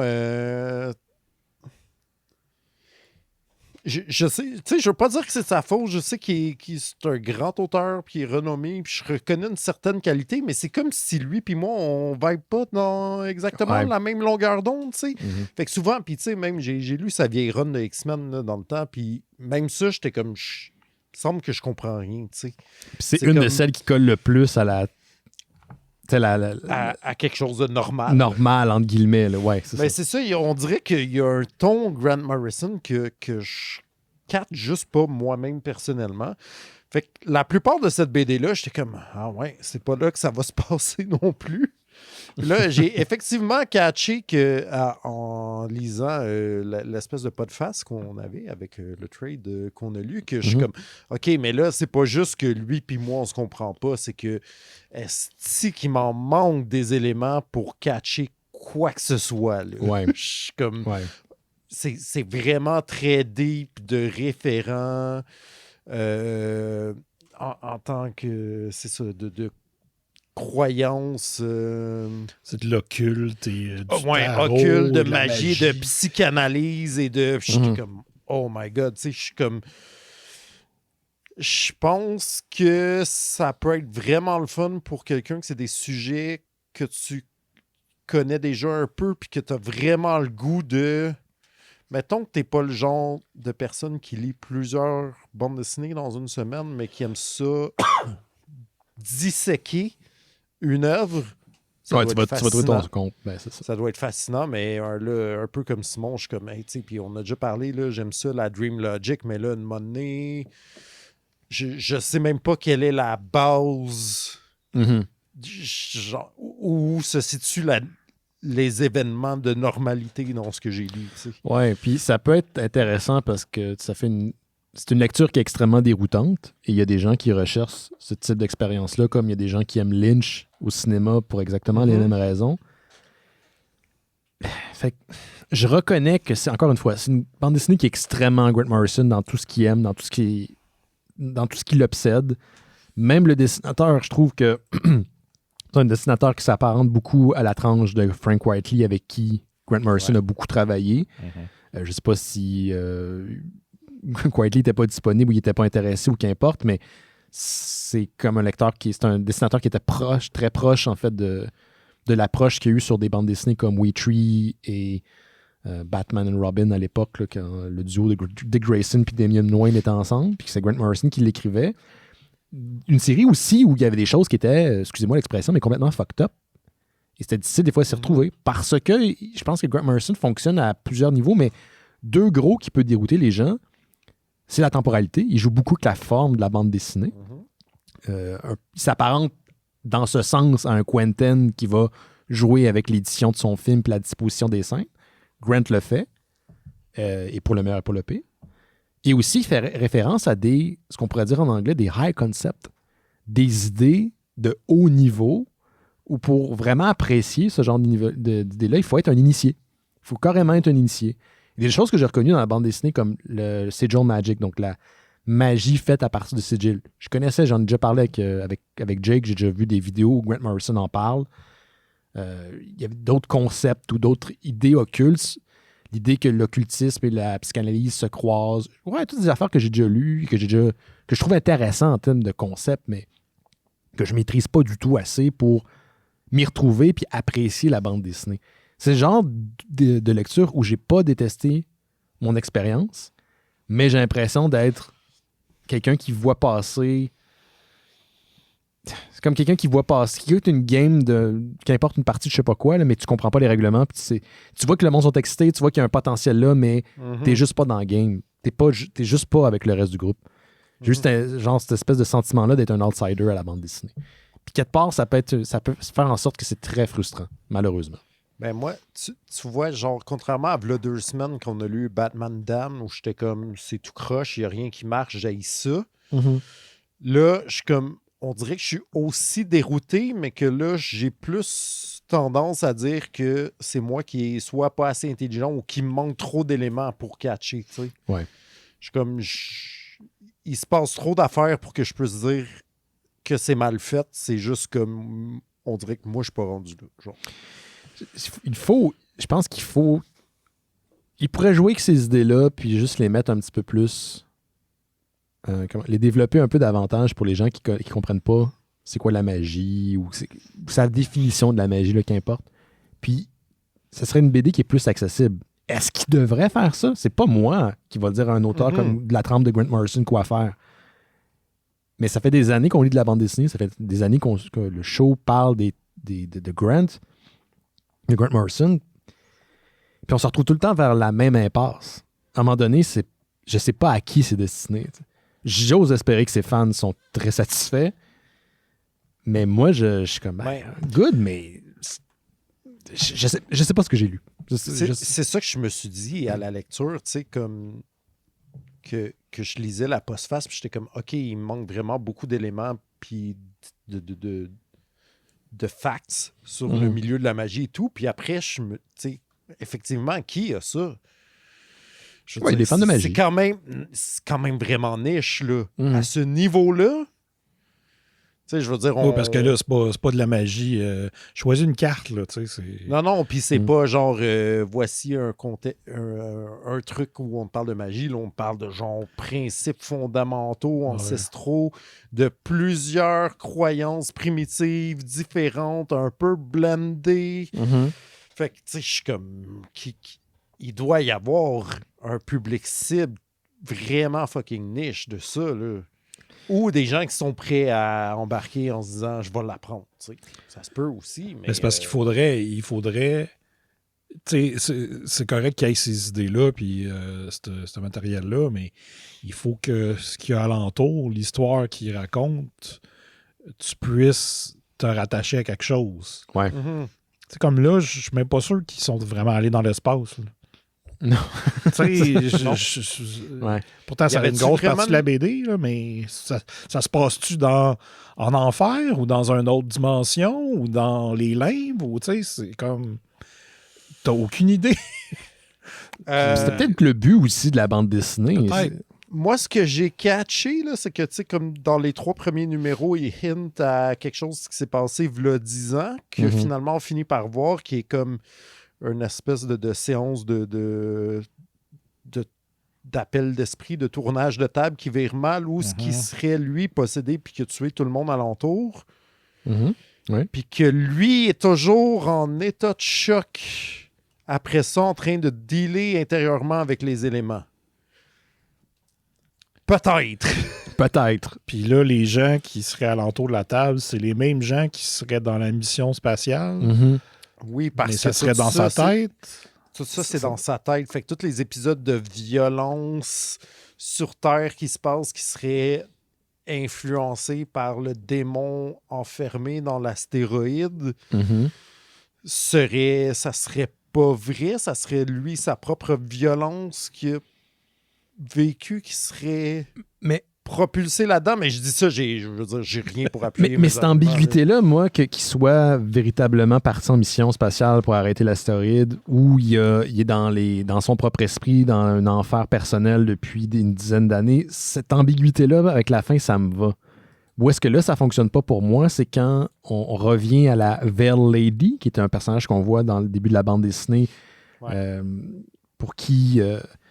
de laquelle le personnage principal de Nameless a volé une clé sacrée. Et là, elle revient, puis on voit que l'astéroïde s'est vraiment, véritablement écrasé sur la Lune. Donc, les événements réels sont... Ou c'est dans le monde dans sa tête? Mais j'ai pas l'impression que c'est le monde dans sa tête parce qu'elle sort de l'endroit où ce que lui est emprisonné, puis là, on suit son point de vue à elle. Donc, ça a l'air d'être un plan, c'est une machination de sa part. C'est vraiment bizarre. Oui, mais elle qui n'existe que dans son rêve, parce qu'au début, quand on la voit, ça serait comme... Il l'affronte dans le monde de son rêve, Ouais, OK. On s'en sortira pas. On s'en sortira pas. Non, c'est pas à soir qu'on va déterminer clairement qu'est-ce qui s'est passé là-dedans. Je dois dire un truc, par contre, au-delà du fait que j'étais très confus, c'est le mot.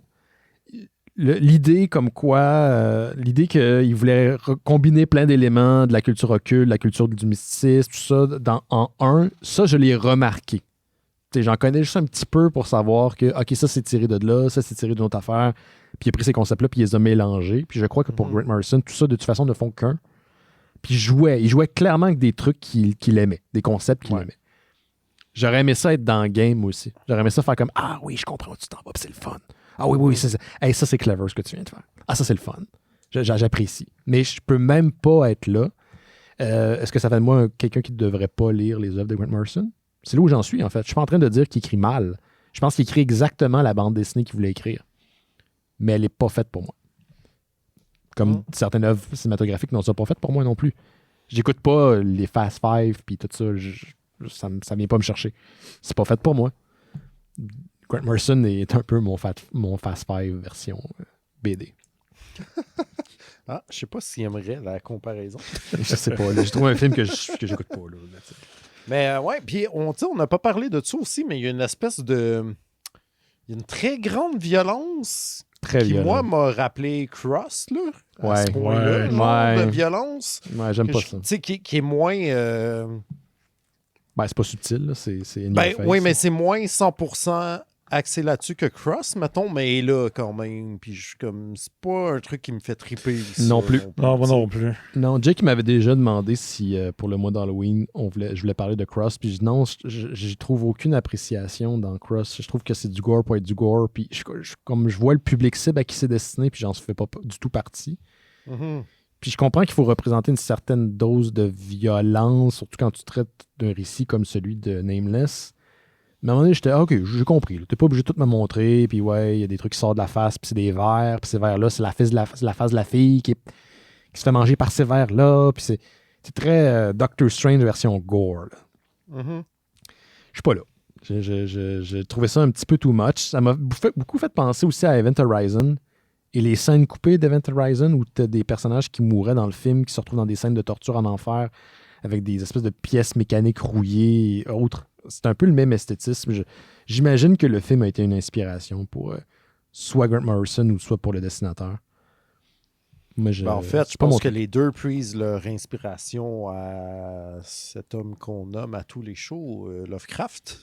Oui, il y a un peu de Lovecraft, pour vrai, dans la bande. Ben oui, puis il disait à la fin que le but, c'était de faire de quoi qui rappelait Lovecraft, mais sans utiliser son canon à lui. Direct, Genre, évoquer le mood sans le citer lui directement pour une fois. Ouais, Simon l'a Que détecté. Simon dit en roulant des yeux à son exorbité. Je failli mourir. Ouais. Il y a, par rapport à ça, j'avais un truc par rapport... Ouais, c'est ça, l'horreur cosmique. C'est des thèmes qui reviennent. Je les ai reconnus. C'est bien, c'est cool. Ah ouais. Mais ça n'a pas fait en sorte que j'ai plus aimé la BD. Je ne l'ai pas détesté.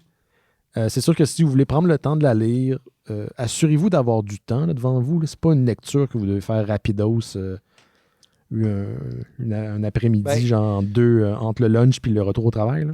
Moi, je pense que si tu as une BD à t'acheter dans l'année, achète celle-là parce que tu vas la relire, puis tu vas la relire, puis tu vas la tourner dans tous les sens. Puis genre, elle va être rentable. Genre, si tu veux aller jusqu'au bout de ça, ce que je pense pas que nous, on va faire. Non. Je pense pas qu'on a l'intérêt de vraiment craquer le code Je de pense. ça. Mais si c'est votre genre d'affaire, pour vrai, ça doit être... le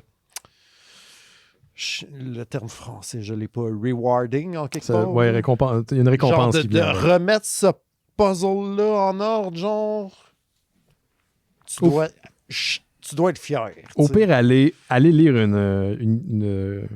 un vidéo, là, pas aller lire, allez écouter une vidéo où on explique qu'est-ce qu'il y en est sur YouTube. Il y a des fois des analyses qui sont bonnes, puis Oui, c'est vrai. ça va peut-être combler le vide. J'ai rien d'autre à dire sur Nameless. Je pense que si c'est votre tasse de thé, vous allez y trouver votre compte, mais sinon, vous allez être un petit peu perdu. OK? C'est pas mal ça. Pas mal Ouais. ça. Laurent, demain, 20h, je le dis autant pour les auditeurs que pour toi. Je pensais que c'était 7 heures. Je vais avoir le temps de manger. ça veut 20h, sur Coup Critique, Les Mystérieux Étonnants, spécial Spoigneur de Spectre. Donc, qui est une BD qui est en train d'être créée par un auteur québécois d'ailleurs. C'est ça qu'on Oui, va dire. mais en fait, si c'est ce que je pense, moi j'ai un fanzine qui s'appelle comme ça, par un gars qui s'appelle Julien Dallaire-Charest. C'est lui. Que j'aime beaucoup, qui est un auteur à date, qui a que des fanzines, mais j'aime beaucoup qu'est-ce qu'il fait. Puis c'est ça, il y avait eu une bourse au Festival de BD de Québec, je pense peut-être pas le dernier, mais l'autre d'avant, pour une bourse de création pour... C'est comme quand tu transformes un long métrage, un court métrage en long métrage, là. Fait que il travaille sur Pogneur de Spectre, en théorie. Et donc, c'est un RPG inspiré de sa bande dessinée, qui est inspiré de Teenage Mutant Ninja Turtles, de Ghostbusters. Ça va être diffusé sur Facebook, YouTube et le reste des plateformes. Si vous donnez au Patreon des Mystérieux Étonnants et vous avez donné juste pour le mois d'octobre, considérez renouveler votre contribution. Ça se peut qu'elle s'arrête automatiquement si vous avez choisi juste un mois. Il y a bien du monde qui ont contribué pour le mois d'octobre, ça nous aide beaucoup. Et on va refaire des activités clairement là, au mois de décembre, là, Noël, le temps des fêtes, c'est tout le temps bien le fun. Puis aussi, en novembre, c'est ma fête, puis Ben, il faut qu'il m'achète un gros cadeau. Fait que donnez... Ben écoute, j'en ai un ici. Oh, il est tellement cute! Mon fil que j'ai accroché juste le moment. Bon, c'est très radiophonique tout ça. Ouais, garde. Je te le garde, Laurent. Si tu veux, je viens te le porter. Oh, je l'aime. Il est beau, hein, bébé Yoda. Il est très beau. Mais il est un petit peu, un petit peu les deux yeux dans le même trou, mais Le juge-le je suis pas pas, il est regardant. cute. Mais non, je C'est sais, ça. il est cute. OK. Je vais pouvoir le nourrir de petits œufs. Tu peux faire ce que tu veux avec, mais il risque plus de te nourrir si tu veux te risquer à manger la lime. Mais non, il est trop plein de colle chaude pour moi. T'enlèves la pleure.